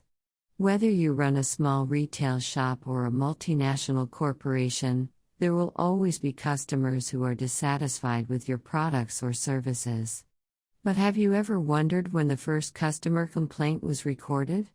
It turns out that complaints have been around for a very long time. In fact, the earliest known complaint dates back to ancient Mesopotamia, around 1750 BCE. Mesopotamia was one of the earliest civilizations in the world, located in what is now modern-day Iraq. The complaint was written on a clay tablet, which was discovered by archaeologists in the ruins of the city of Nippur. The tablet was written in cuneiform script, which was used to write the Sumerian language, and it describes a customer's dissatisfaction with the delivery of copper. The complaint was addressed to a merchant named Nasir, who was known to be a supplier of copper and tin. The customer, a man named Nani, had ordered copper from Nasir, but when the copper arrived, it was of poor quality.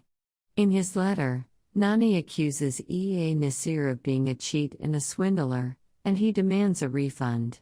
He also threatens to take his case to a higher authority if E.A. Nasir does not respond satisfactorily.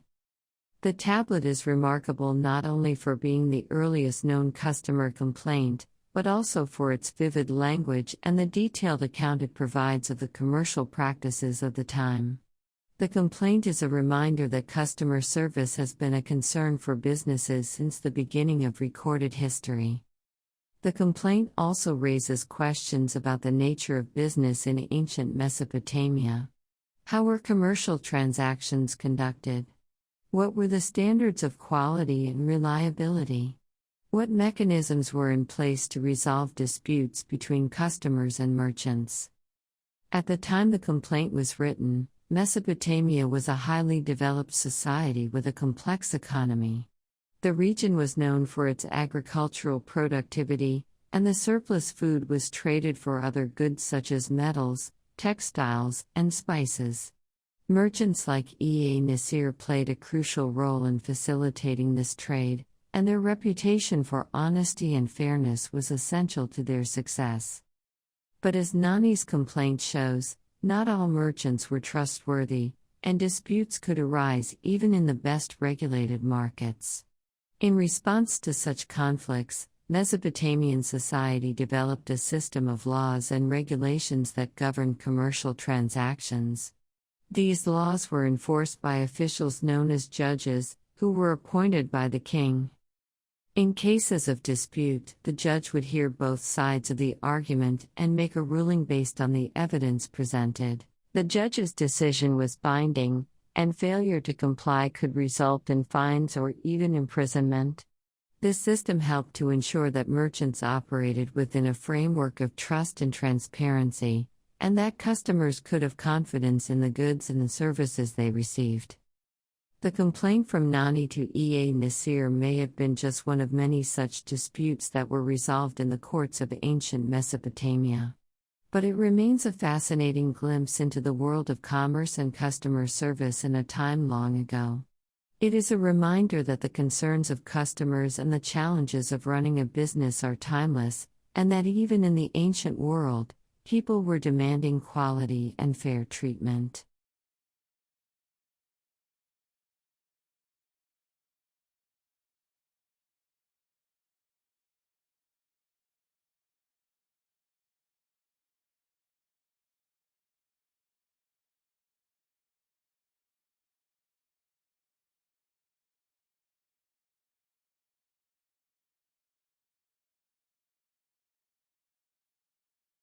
Pandas are undoubtedly one of the world's most beloved animals, and their cute and cuddly appearance has made them a global icon. However, behind the public's fascination with pandas, there are significant political controversies that have plagued their conservation and management in China. China has long used pandas as a tool for diplomacy, and the country has been known to loan the bears to other nations as a form of political gesture. In the past, pandas have been used as a way to strengthen ties between China and other countries, with the gesture often being viewed as a diplomatic win-win situation. For China, the loaning of pandas reinforces their reputation as a benevolent and responsible global power while simultaneously providing the country with an opportunity to showcase their culture and environmental conservation efforts. However, critics argue that the practice of loaning pandas is little more than a political ploy used to gain political leverage. While the countries that receive the pandas often have to pay a hefty fee to China, the loan itself is often accompanied by a series of economic and political agreements that are in China's interest. Furthermore, countries that have refused China's offer to loan pandas have reportedly faced economic or diplomatic repercussions. Some experts argue that the use of pandas as a political tool can have negative implications for the species' conservation. By loaning pandas to other countries, China retains significant control over the bear's reproductive and management practices, often resulting in a lack of genetic diversity among captive pandas. Additionally, the loaning of pandas can lead to a decreased focus on conservation in China, as the government and the public feel that the pandas are secure and no longer need protection. The practice of using pandas as a political tool has also led to significant controversy within China itself. While many Chinese citizens are proud of their country's conservation efforts, there is a growing concern that the focus on pandas is detracting from other, less charismatic, endangered species. Additionally, critics argue that the Chinese government is using pandas as a way to distract from larger political and social issues, such as human rights abuses and environmental pollution. Despite the controversies surrounding the use of pandas as a political tool, the bears continue to be a symbol of China's environmental and cultural heritage. However, the question remains whether the practice of loaning pandas will ultimately benefit or harm the species' conservation and whether the use of animals as political pawns can ever be justified. In conclusion, pandas are more than just a cute and cuddly animal. They are also a symbol of China's diplomatic efforts. While the practice of loaning pandas to other countries has been used to strengthen ties between China and other nations, it has also been criticized for being little more than a political ploy used to gain leverage. The use of pandas as a political tool has led to controversies within China and has raised concerns about the conservation and management practices of the species. As such, it is important to consider the ethical and ecological implications of using animals for political purposes.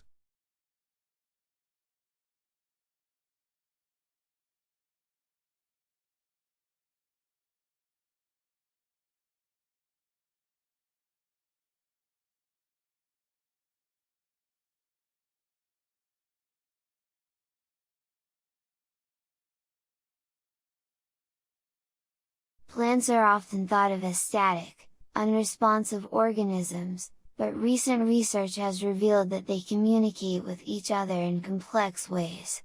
Not only do they exchange information about their environment and potential threats, but they also release chemical signals that can alert nearby plants to danger.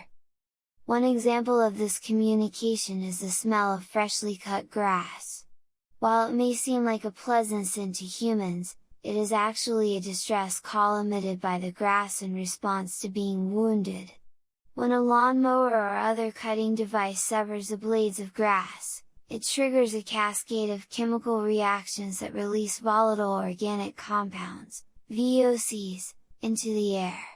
These VOCs can be detected by neighboring plants, which respond by increasing their production of defensive compounds to protect themselves from being eaten by insects or other herbivores. But the communication between plants is not limited to just VOCs. They also use a variety of other signals, including electrical impulses, sound waves, and even physical touch. For example, when a leaf is damaged, it sends an electrical signal to the rest of the plant, which triggers a response to produce more defensive compounds. Similarly, when two plants are physically touching, they can exchange information through their roots, which are intertwined underground. Studies have also shown that plants can recognize kin and adjust their behavior accordingly. When exposed to the VOCs of a related plant, they will increase their production of defensive compounds more than when exposed to the VOCs of an unrelated plant. This suggests that plants have a way of identifying their relatives and prioritize protecting them over non-related plants. While the idea of plants communicating with each other may seem strange, it actually makes sense from an evolutionary perspective. Plants cannot run away from danger, so they have developed sophisticated defense mechanisms to protect themselves. By communicating with their neighbors, they can coordinate their responses and increase their chances of survival. However, the communication between plants is not always beneficial. Some plants, such as the invasive species knapweed, can release chemicals that suppress the growth of other plants in their vicinity. This allows them to dominate the area and compete more effectively for resources. In conclusion, the idea of plants communicating with each other may sound like science fiction, but it is a very real phenomenon. From VOCs to electrical signals, plants have a wide variety of ways to exchange information and protect themselves from harm. The next time you smell the scent of freshly cut grass, remember that it is not just a pleasant aroma, but a cry for help.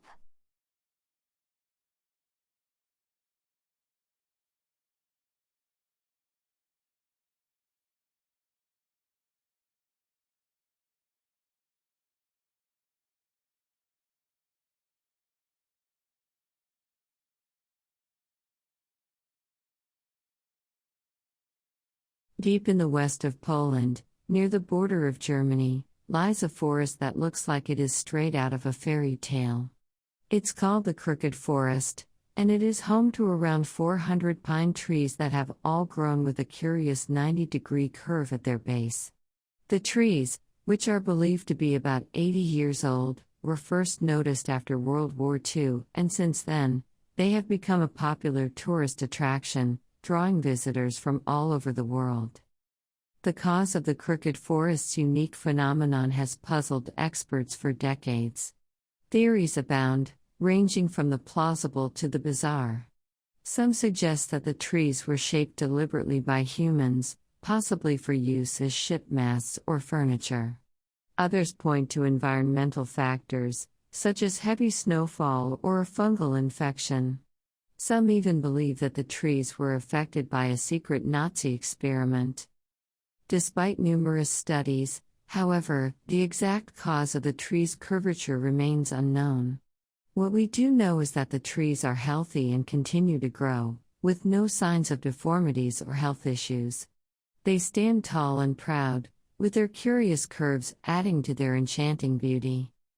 Visitors to the Crooked Forest can stroll along a well-maintained path that winds through the trees, providing ample opportunities for photos and contemplation. The forest is a peaceful oasis, and the gentle rustling of the leaves in the wind is almost hypnotic. Many visitors report feeling a sense of tranquility and awe as they walk among the crooked trees, as if they are standing in a magical realm. In recent years, efforts have been made to protect the Crooked Forest from damage and destruction. Fences and barriers have been erected to keep out vandals and animals, and measures have been taken to prevent the trees from being cut down. The Polish government has also designated the forest as a protected area, recognizing its importance as a natural and cultural wonder. The Crooked Forest is not just a fascinating natural wonder, it is also a reminder of the enduring mystery and wonder of our world. While we may never know the exact cause of the tree's curvature, we can still marvel at their beauty and the sense of magic they inspire.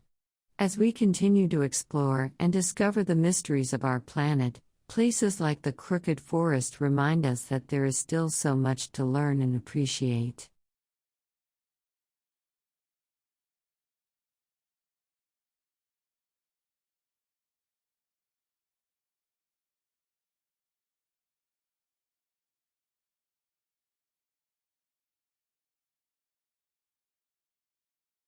Mars, often referred to as the Red Planet, has long fascinated astronomers and scientists alike with its unique geological features.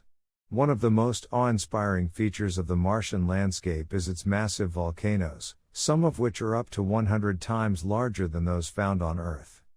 Scientists have long been intrigued by the enormous size of Martian volcanoes, such as Olympus Mons, which stands at a staggering 16 miles high and has a diameter of around 370 miles. By comparison, Earth's largest volcano, Mauna Loa in Hawaii, stands at just 13,678 feet above sea level. So why are the volcanoes on Mars so much bigger than those on Earth? The answer lies in the differences between the two planets' tectonic activity. On Earth, the movement of tectonic plates leads to the formation of a variety of geological features, including mountains and volcanoes. However, Mars doesn't have tectonic plates. Instead, the planet's surface is divided into a series of rigid, stationary plates. This means that when a volcano erupts on Mars, the lava doesn't just flow out from a single vent, as it does on Earth. Instead, it erupts from a series of vents that are arranged in a linear pattern, creating a long, low-shield volcano. Over time, as the volcano continues to erupt, the lava piles up, creating a massive, towering structure. In addition to the unique way that Martian volcanoes are formed, the planet's lower gravity and lack of erosion also play a role in their enormous size. With just 1/3 the gravity of Earth, Mars is unable to hold onto its atmosphere as effectively, meaning that volcanic eruptions can continue for much longer periods of time. And with very little erosion to wear away at the surface, the lava can build up to incredible heights without being worn down. Despite their impressive size, Martian volcanoes are largely dormant today, with no evidence of recent volcanic activity. However, the presence of ancient lava flows and other volcanic features on the planet's surface indicate that these massive structures were once highly active. Understanding the formation and evolution of Martian volcanoes is important not just for scientific curiosity, but also for future missions to the planet. By studying these massive structures, scientists can learn more about the planet's geology and history, as well as potential hazards that may need to be addressed for future human exploration. In conclusion, the huge Martian volcanoes are a testament to the unique geological processes that have shaped the planet's surface over billions of years. With no tectonic plates and a lower gravity than Earth, these towering structures serve as a reminder of the incredible diversity of our solar system and the many mysteries that are yet to be uncovered.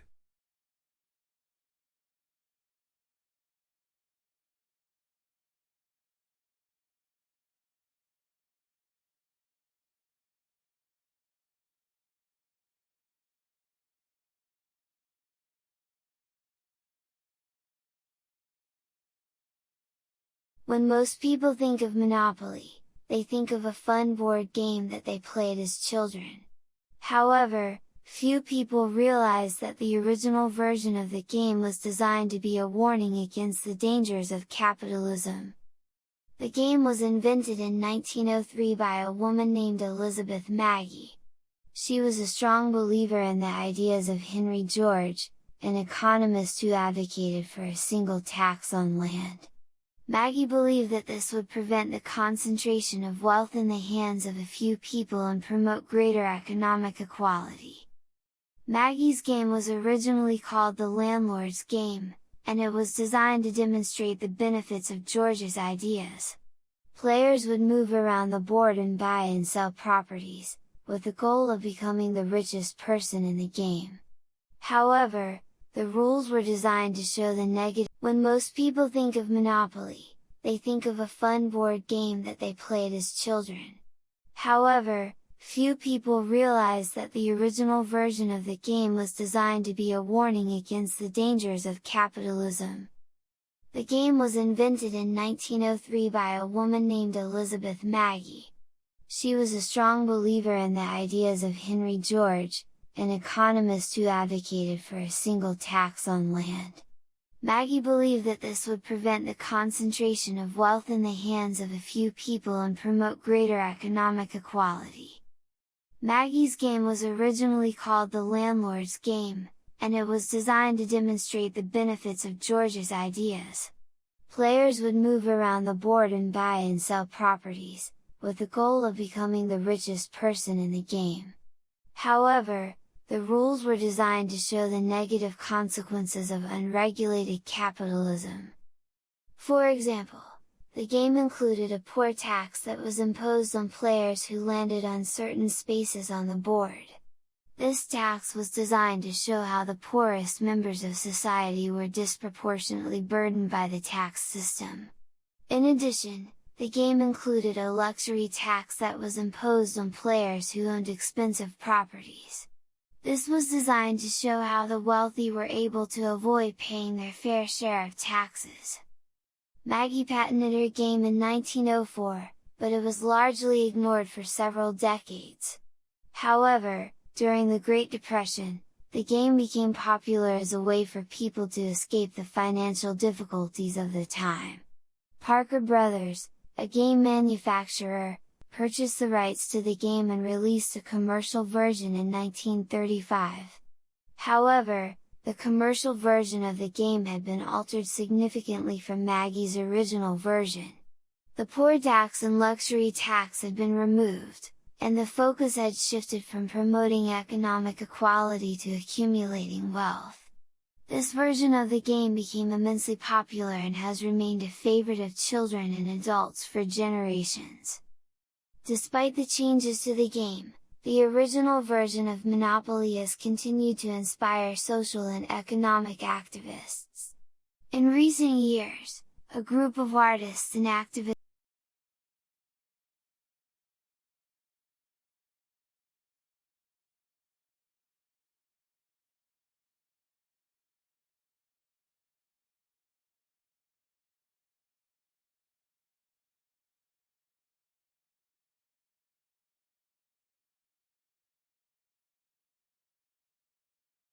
North Korea's 105-story Ryugyong Hotel, nicknamed the Hotel of Doom, is the world's tallest unoccupied building. The hotel was intended to be a symbol of the country's prosperity and technological prowess, but it has instead become a symbol of the country's economic failure and isolation.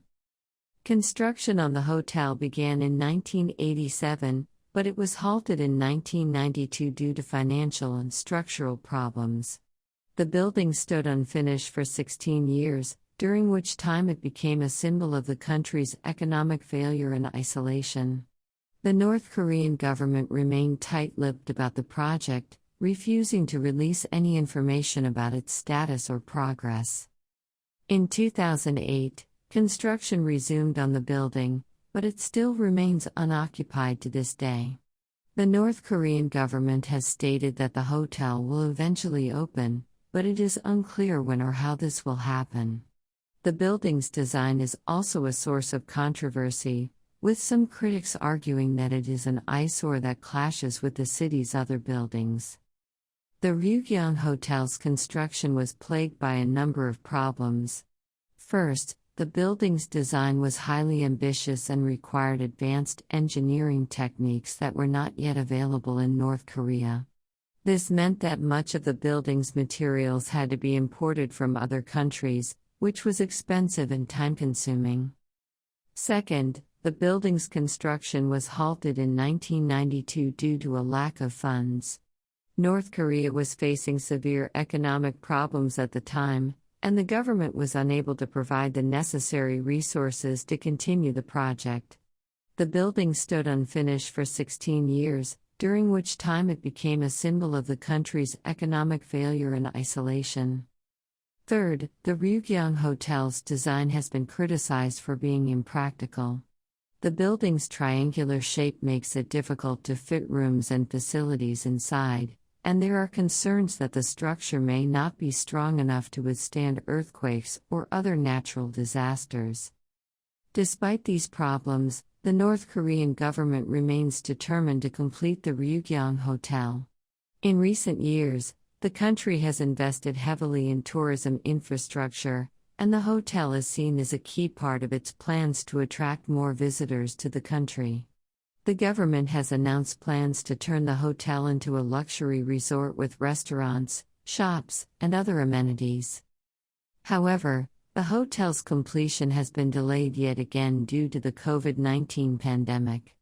North Korea closed its borders in early 2020 in an effort to prevent the spread of the virus, and this has made it difficult for the country to import the materials and expertise it needs to finish the building. The Ryugyong Hotel is a symbol of North Korea's grand ambitions and the challenges it faces in realizing them.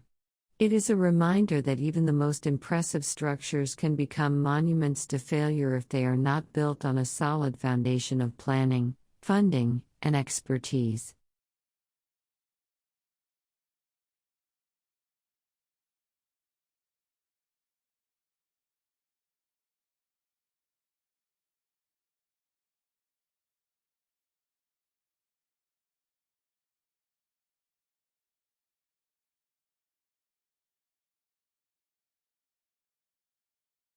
Wisdom teeth, also known as third molars, are a common topic of discussion among dentists and patients alike. Many people believe that these teeth serve a purpose and should be kept if possible, while others view them as a nuisance and opt for extraction. But what is the truth about wisdom teeth? Do they serve a function, or are they just remnants of our evolutionary past? To answer this question, we need to look back in time. Scientists believe that wisdom teeth evolved in our early human ancestors as a way to help them grind tough foods like roots, nuts, and meat. At the time, our ancestors had larger jaws and more teeth than we do today, and these extra molars were necessary to help them chew their food properly. As our ancestors' brains grew larger, however, their jaws began to shrink. This allowed for a more upright posture and reduced the strain on the neck and back muscles. But it also meant that there was less room in the mouth for all those teeth. Over time, our ancestors' bodies adapted by reducing the number of teeth, and wisdom teeth were no longer needed for survival. Despite this, wisdom teeth still appear in the mouths of many people today. For some, these teeth grow in without causing any problems. But for others, they can be a source of pain, infection, and other dental issues. This is because the modern human jaw is simply too small to accommodate these extra molars. As a result, they can become impacted, stuck beneath the gum line, infected, or cause damage to adjacent teeth. For this reason, many dentists recommend that wisdom teeth be removed before they cause problems. This is typically done during the late teen or early adult years, when the teeth are still developing but have not yet fully erupted. By removing these teeth early on, patients can avoid the pain, swelling, and other complications that can arise when they are left to grow in. So, what is the bottom line when it comes to wisdom teeth? Simply put, they serve no purpose in the modern human mouth. While they may have been useful for our early ancestors, they are now nothing more than remnants of our evolutionary past. For this reason, it is generally recommended that they be removed if they are causing problems or if there is a high risk that they will cause problems in the future. In conclusion, wisdom teeth are an interesting example of how our bodies have evolved over time. While they may have served a purpose in the past, they are now nothing more than an unnecessary vestige of our evolutionary history. For this reason, it is important for people to understand the potential risks associated with these teeth and to work with their dentist to determine the best course of action.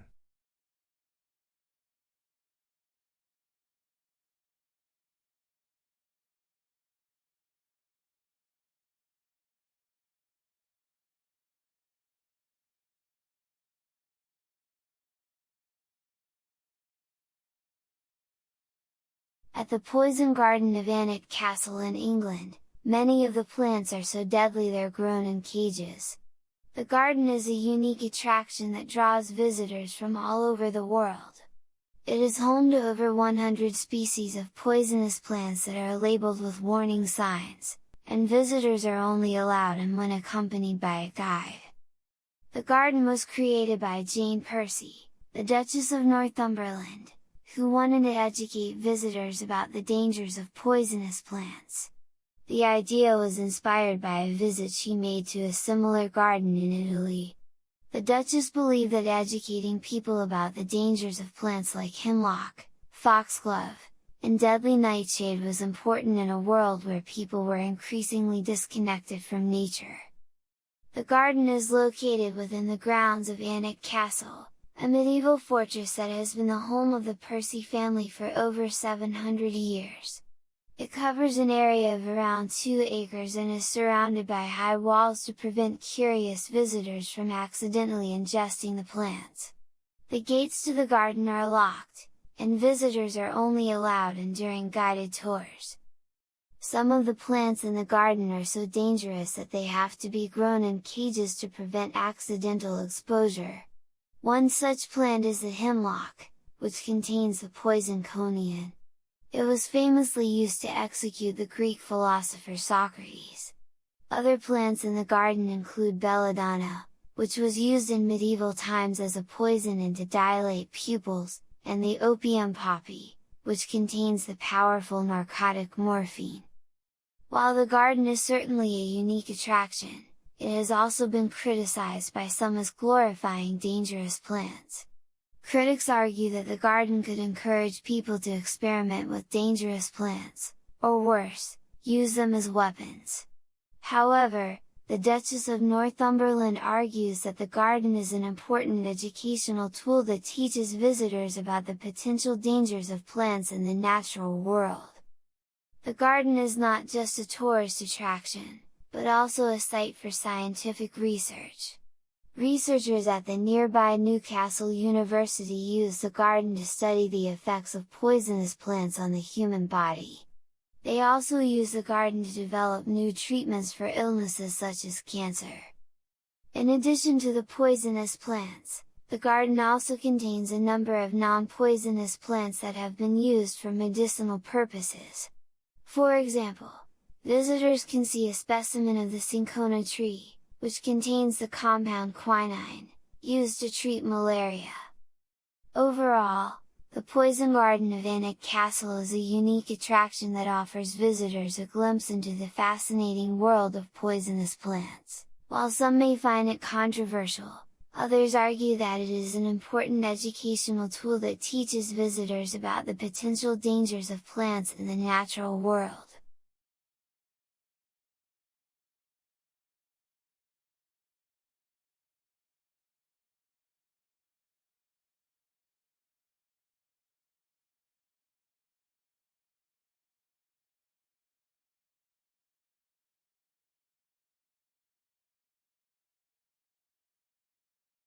An estimated 1 million dogs in the United States have been named the beneficiary in their owners' wills. This trend is becoming increasingly popular as people look to ensure their furry companions are taken care of even after their death. While some may see this as an absurdity, for others, it is a way to ensure their pets receive the best care possible. It is not uncommon for people to consider their dogs as part of their family, so it makes sense that they would want to ensure their well-being even after they pass away. The practice of leaving money to pets has been around for centuries, and it was prevalent among the wealthy. In ancient times, wealthy families would often leave funds for their pets to be taken care of in their absence.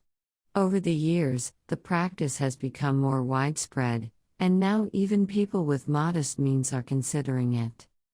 According to a survey conducted by the American Pet Products Association, around 68% of American households own a pet, with dogs being the most popular choice. Many people consider their pets as their children, and they want to ensure they are taken care of in the event of their death. This is particularly true for individuals without children or those whose children have already left the house. While some people may think that leaving money to pets is unnecessary, it can be crucial in some situations. If a pet owner passes away without a plan for their pet's care, their animal could end up in a shelter, and without the proper funds, they may never be adopted. Additionally, pets can incur substantial expenses, particularly if they require medical attention or specialized care. Therefore, leaving money to a pet can ensure their well-being and quality of life. When considering leaving money to pets, there are a few things to keep in mind.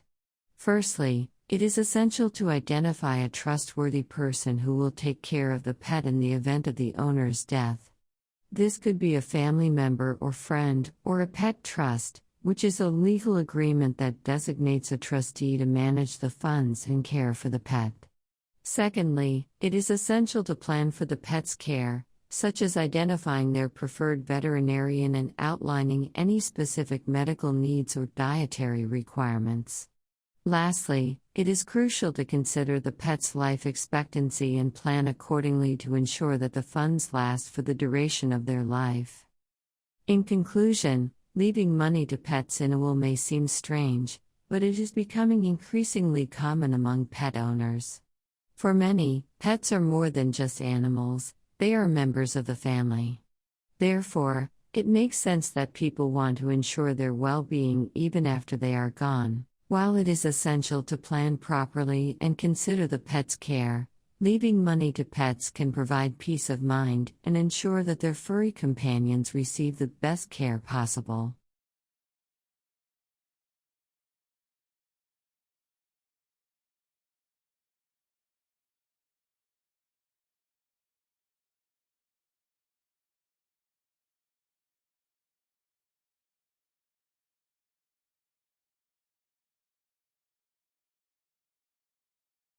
In modern times, it's hard to fathom that anyone would believe that drinking blood could cure health issues.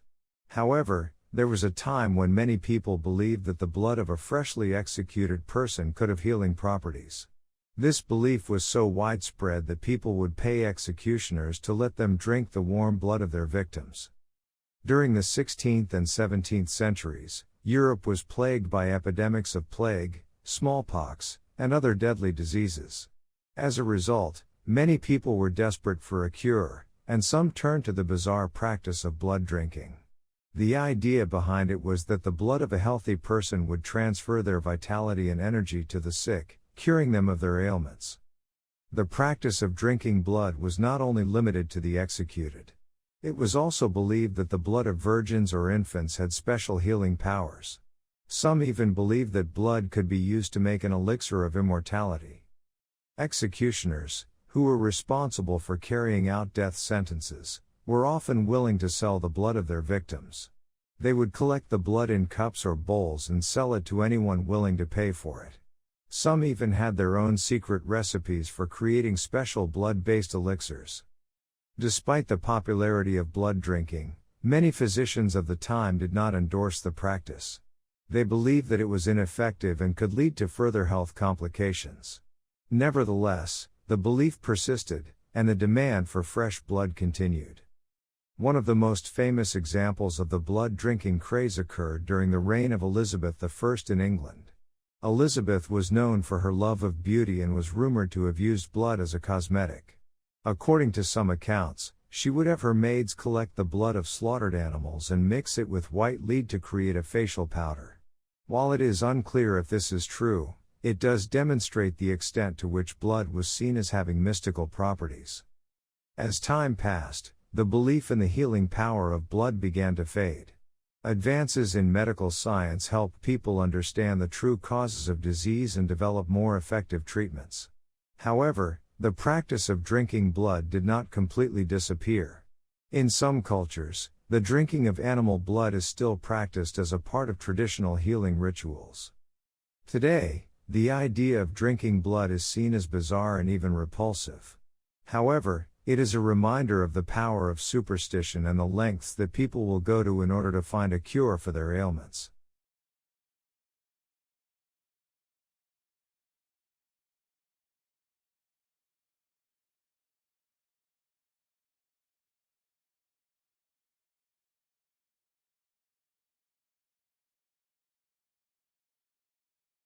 Dolphins are beloved for their playful nature and intelligence, but they are also fascinating creatures when it comes to reproduction.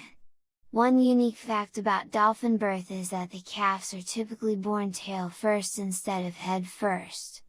Why is this the case? The reason lies in the physiology of dolphins. Unlike land animals, dolphins need to actively swim to breathe. If a dolphin calf were born head first, it would have to hold its breath while still in the birth canal. This can be difficult and potentially deadly for the calf, as it may not have developed the lung capacity to hold its breath for long periods. To prevent drowning during birth, dolphin mothers have evolved a mechanism where they give birth tail first. This way, the calf's tail emerges first, allowing it to start breathing immediately as it exits the birth canal. Once the calf is born, it swims to the surface for its first breath of air, assisted by its mother. Dolphin pregnancies last about 11 to 12 months, and during that time, the mother dolphin will go through significant changes to prepare for the birth of her calf. She will eat more and rest less, and her body will adjust to support the growing fetus. As the birth approaches, the mother dolphin will swim more slowly and spend more time at the surface, preparing for the moment when she will give birth. When the time comes for the calf to be born, the mother dolphin will often seek out a shallow, protected area to give birth. She will also surround herself with other female dolphins for support. The birth itself can take anywhere from a few minutes to a few hours, depending on the individual dolphin. Once the calf is born, it is immediately able to swim and breathe on its own, though it will stay close to its mother for protection and nourishment. Dolphin mothers are highly attentive to their calves, nursing them for up to 2 years and teaching them important survival skills like hunting and communication. The tail-first birthing method is not unique to dolphins, it is also seen in some other aquatic mammals like whales and manatees. However, in most land animals, including humans, the head-first birth is the norm. In conclusion, the tail-first birth of dolphin calves is a fascinating adaptation that allows them to avoid drowning during the birth process. It is just one of the many remarkable features of these intelligent and beloved creatures.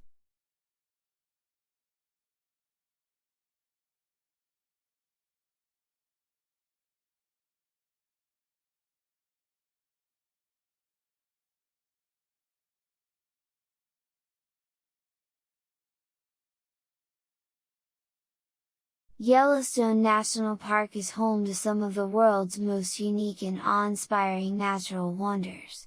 One of the most fascinating aspects of the park is its geothermal features, including geysers, hot springs, mud pots, and fumaroles.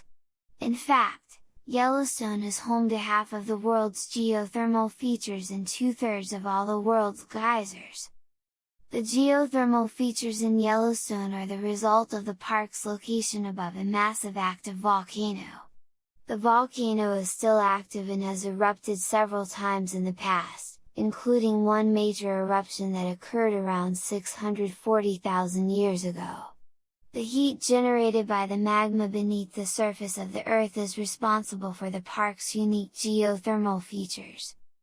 One of the most iconic geysers in Yellowstone is Old Faithful, which erupts regularly every 60 to 110 minutes, sending a column of water and steam up to 185 feet in the air. The park is also home to hundreds of other geysers, including Castle Geyser, Grand Geyser, and Steamboat Geyser, which is the world's tallest active geyser and can shoot water up to 300 feet in the air. In addition to the geysers, Yellowstone is known for its hot springs, which are pools of water that are heated by geothermal activity. The hot springs at Yellowstone are some of the most colorful and stunning in the world, with hues ranging from bright blue to deep red.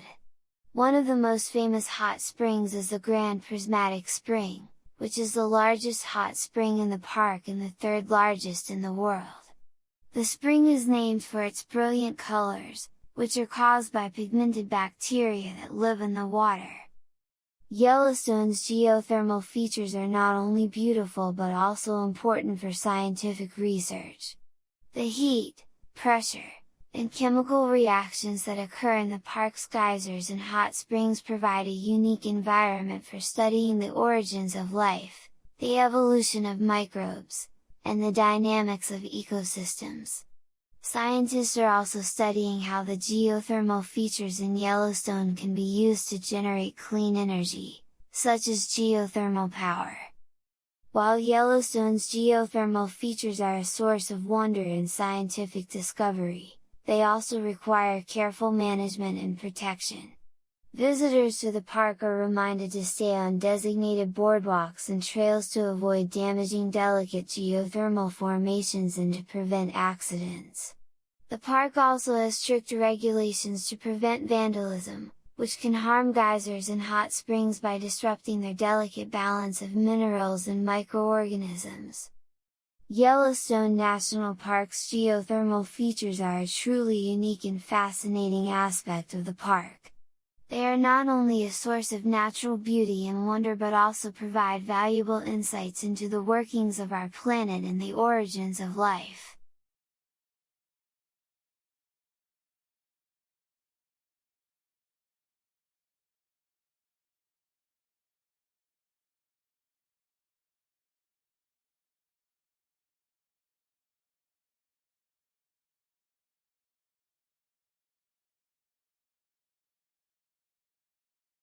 The Macy's Thanksgiving Day Parade has become a staple of American culture, but many may not know about its humble beginnings. The first Macy's Thanksgiving Day Parade took place in 1924 and featured lions, camels, and elephants from the Central Park Zoo. Macy's, a well-known department store in New York City, had been looking for a way to attract more customers during the holiday season. The store's employees suggested a parade, and the idea quickly caught on. The first parade was a modest affair, featuring floats, marching bands, and the aforementioned zoo animals. The parade route ran from 145th Street and Convent Avenue down to the Macy's flagship store on 34th Street. The parade was an immediate success, drawing thousands of spectators and generating positive publicity for Macy's. The store's employees continued to organize the parade each year, adding new elements such as giant balloons and celebrity performances. By the 1930s, the parade had become a major holiday tradition, with millions of people tuning in to watch the festivities on television. One of the most iconic features of the Macy's Thanksgiving Day Parade is its giant character balloons. The first of these balloons was introduced in 1927 and featured the likeness of Felix the cat. In the years that followed, Macy's added more and more balloons, featuring popular characters such as Mickey Mouse, Snoopy, and Spider-Man. In addition to the balloons, the parade has also featured many memorable performances. In 1950, Gene Autry performed Rudolph the Red-Nosed Reindeer for the first time, launching the classic holiday song into the popular consciousness. Other performers over the years have included Diana Ross, Tony Bennett, and the Radio City Rockettes. Despite its popularity, the Macy's Thanksgiving Day Parade has not been without controversy. In the 1960s, activists protested the parade's use of live animals, leading Macy's to replace them with the giant character balloons we know today. In recent years, the parade has also faced criticism for its use of fossil fuels to inflate the balloons and for its impact on the environment. Nevertheless, the Macy's Thanksgiving Day Parade remains a beloved holiday tradition for many Americans. Each year, millions of people tune in to watch the floats, balloons, and performances, and the parade continues to draw crowds to the streets of New York City.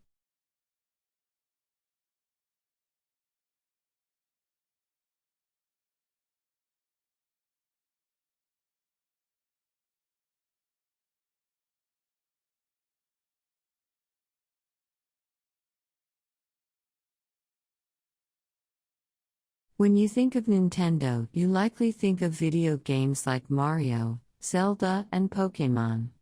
However, the history of this beloved Japanese company goes back much further than you might realize. In fact, Nintendo was founded in 1889, long before the first video game was ever invented. So, how did a company that specialized in playing cards become one of the most successful video game companies in the world? Nintendo was founded by Fusajiro Yamauchi in Kyoto, Japan, and began as a small company selling handmade Hanafuda playing cards. Hanafuda cards were a popular pastime in Japan and were used in a variety of games.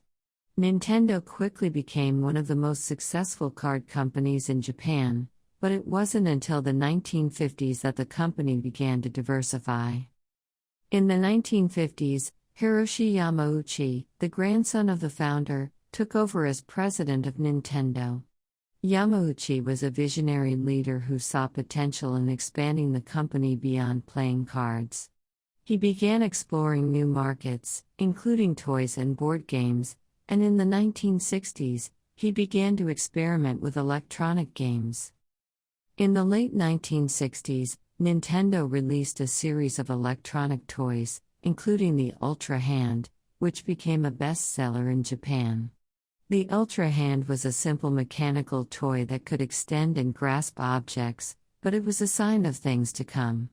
In 1977, Nintendo released its first video game console, the Color TV Game 6.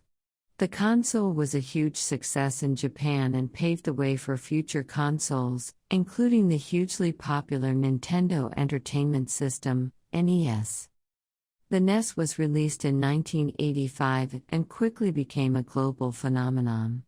It was the first video game console to feature a built-in gamepad, and it introduced iconic characters like Mario and Zelda to the world. The success of the NES paved the way for future consoles like the Super Nintendo Entertainment System, SNES, and the Nintendo 64. In addition to its consoles, Nintendo has also released a wide range of successful handheld gaming devices, including the Game Boy Color, and Nintendo DS. Today, Nintendo continues to innovate and create new gaming experiences, with its latest console, the Nintendo Switch, being a huge hit with gamers around the world. So, what can we learn from Nintendo's history? One lesson is the importance of innovation and adaptability. Nintendo started as a playing card company, but it didn't stay stuck in its ways. The company was willing to explore new markets and experiment with new technologies, which ultimately led to its success in the video game industry. Another lesson is the importance of having a strong leader with a clear vision. Hiroshi Yamauchi was not afraid to take risks and try new things, and his leadership helped shape Nintendo into the company it is today. In conclusion, the story of Nintendo is a fascinating one. From its humble beginnings as a playing card company to its status as one of the most successful video game companies in the world, Nintendo's history is full of twists and turns. But through it all, Nintendo has remained committed to its mission of providing fun and engaging experiences for gamers of all ages.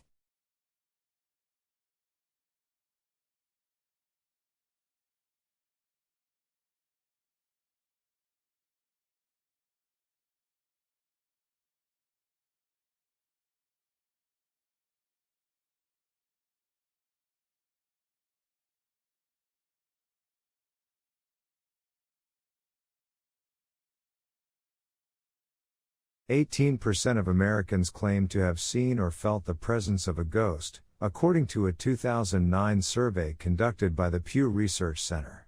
This is a significant increase from a similar survey conducted in 1996, in which only 9% reported such experiences. The question of whether or not ghosts are real is a controversial one, and opinions on the matter vary widely. However, the fact that so many people have reported seeing or feeling the presence of a ghost cannot be ignored. Ghosts are often described as the spirits of people who have died but have not yet moved on to the afterlife. They are said to haunt the places where they lived or died, and are often associated with tragic or violent events. Some people believe that ghosts are malevolent and can cause harm to the living, while others believe that they are harmless and are simply trying to communicate with us. There are many theories about why so many people claim to have seen or felt the presence of a ghost. Some psychologists suggest that these experiences are the result of hallucinations or vivid dreams, while others argue that they are the result of grief or trauma. Still others believe that ghosts are real and that they are trying to communicate with us. Regardless of the cause, the fact that so many people have reported seeing or feeling the presence of a ghost is fascinating. It suggests that there may be more to the world than what we can see or touch. It also raises questions about the nature of death and what happens to us after we die. One possible explanation for the increase in reports of ghost sightings is the rise of ghost hunting shows and other paranormal media. These shows have become increasingly popular in recent years, and many people may be more likely to report their own experiences after seeing others do the same on TV. Another factor that may contribute to the prevalence of ghost sightings is the belief in an afterlife. Many people believe that there is something beyond this life, and the idea of ghosts fits in with that belief. It is possible that people who believe in an afterlife are more likely to report seeing or feeling the presence of a ghost. Despite the increase in reports of ghost sightings, there is still no scientific evidence to support the existence of ghosts. However, this has not stopped people from trying to prove that they are real. There are many organizations dedicated to investigating paranormal activity, and they use a variety of tools and techniques to try to capture evidence of ghosts. Whether or not ghosts are real is a question that may never be answered definitively. However, the fact that so many people have reported seeing or feeling the presence of a ghost cannot be ignored. It is a phenomenon that is fascinating and intriguing, and it raises important questions about the nature of life and death.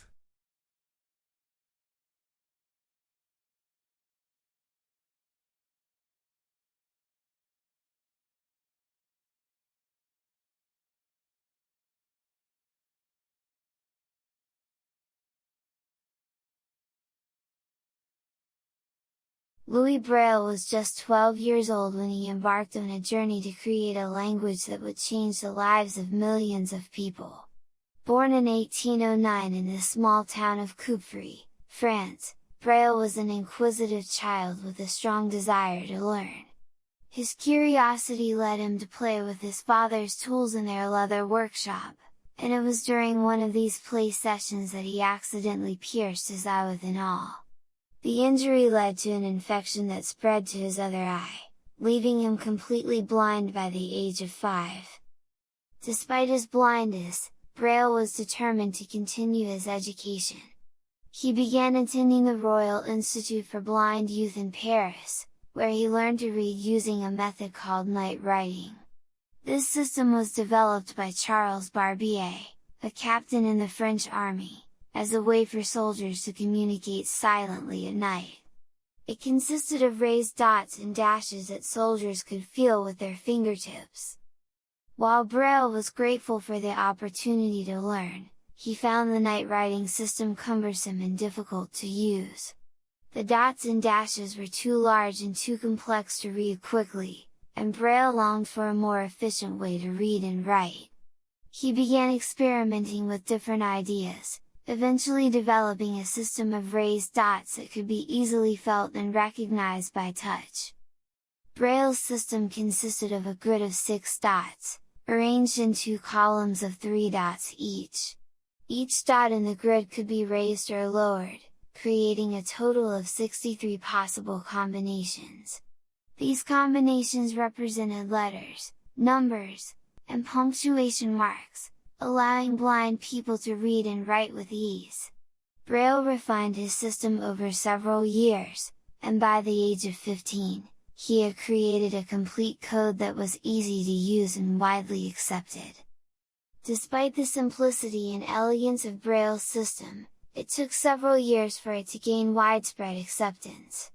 Many educators at the time believed that blind people were incapable of learning to read and write, and they viewed Braille's system with skepticism. However, blind students who learned the Braille code quickly demonstrated its effectiveness, and it soon became the standard method of reading and writing for the blind. Today, the Braille system is used around the world, allowing millions of blind people to read books, newspapers, and other printed materials. It has also been adapted for use in technology, with Braille displays and keyboards allowing blind people to use computers and smartphones with ease. The impact of Braille's invention cannot be overstated. It has opened up new opportunities for blind people, allowing them to participate fully in society and pursue their goals and dreams. Braille himself went on to become a respected teacher and musician, using his skills and knowledge to inspire others. In recognition of his contributions, Braille was honored with a state funeral in France after his death in 1852. Today, his legacy lives on in the millions of blind people around the world who use the Braille system every day.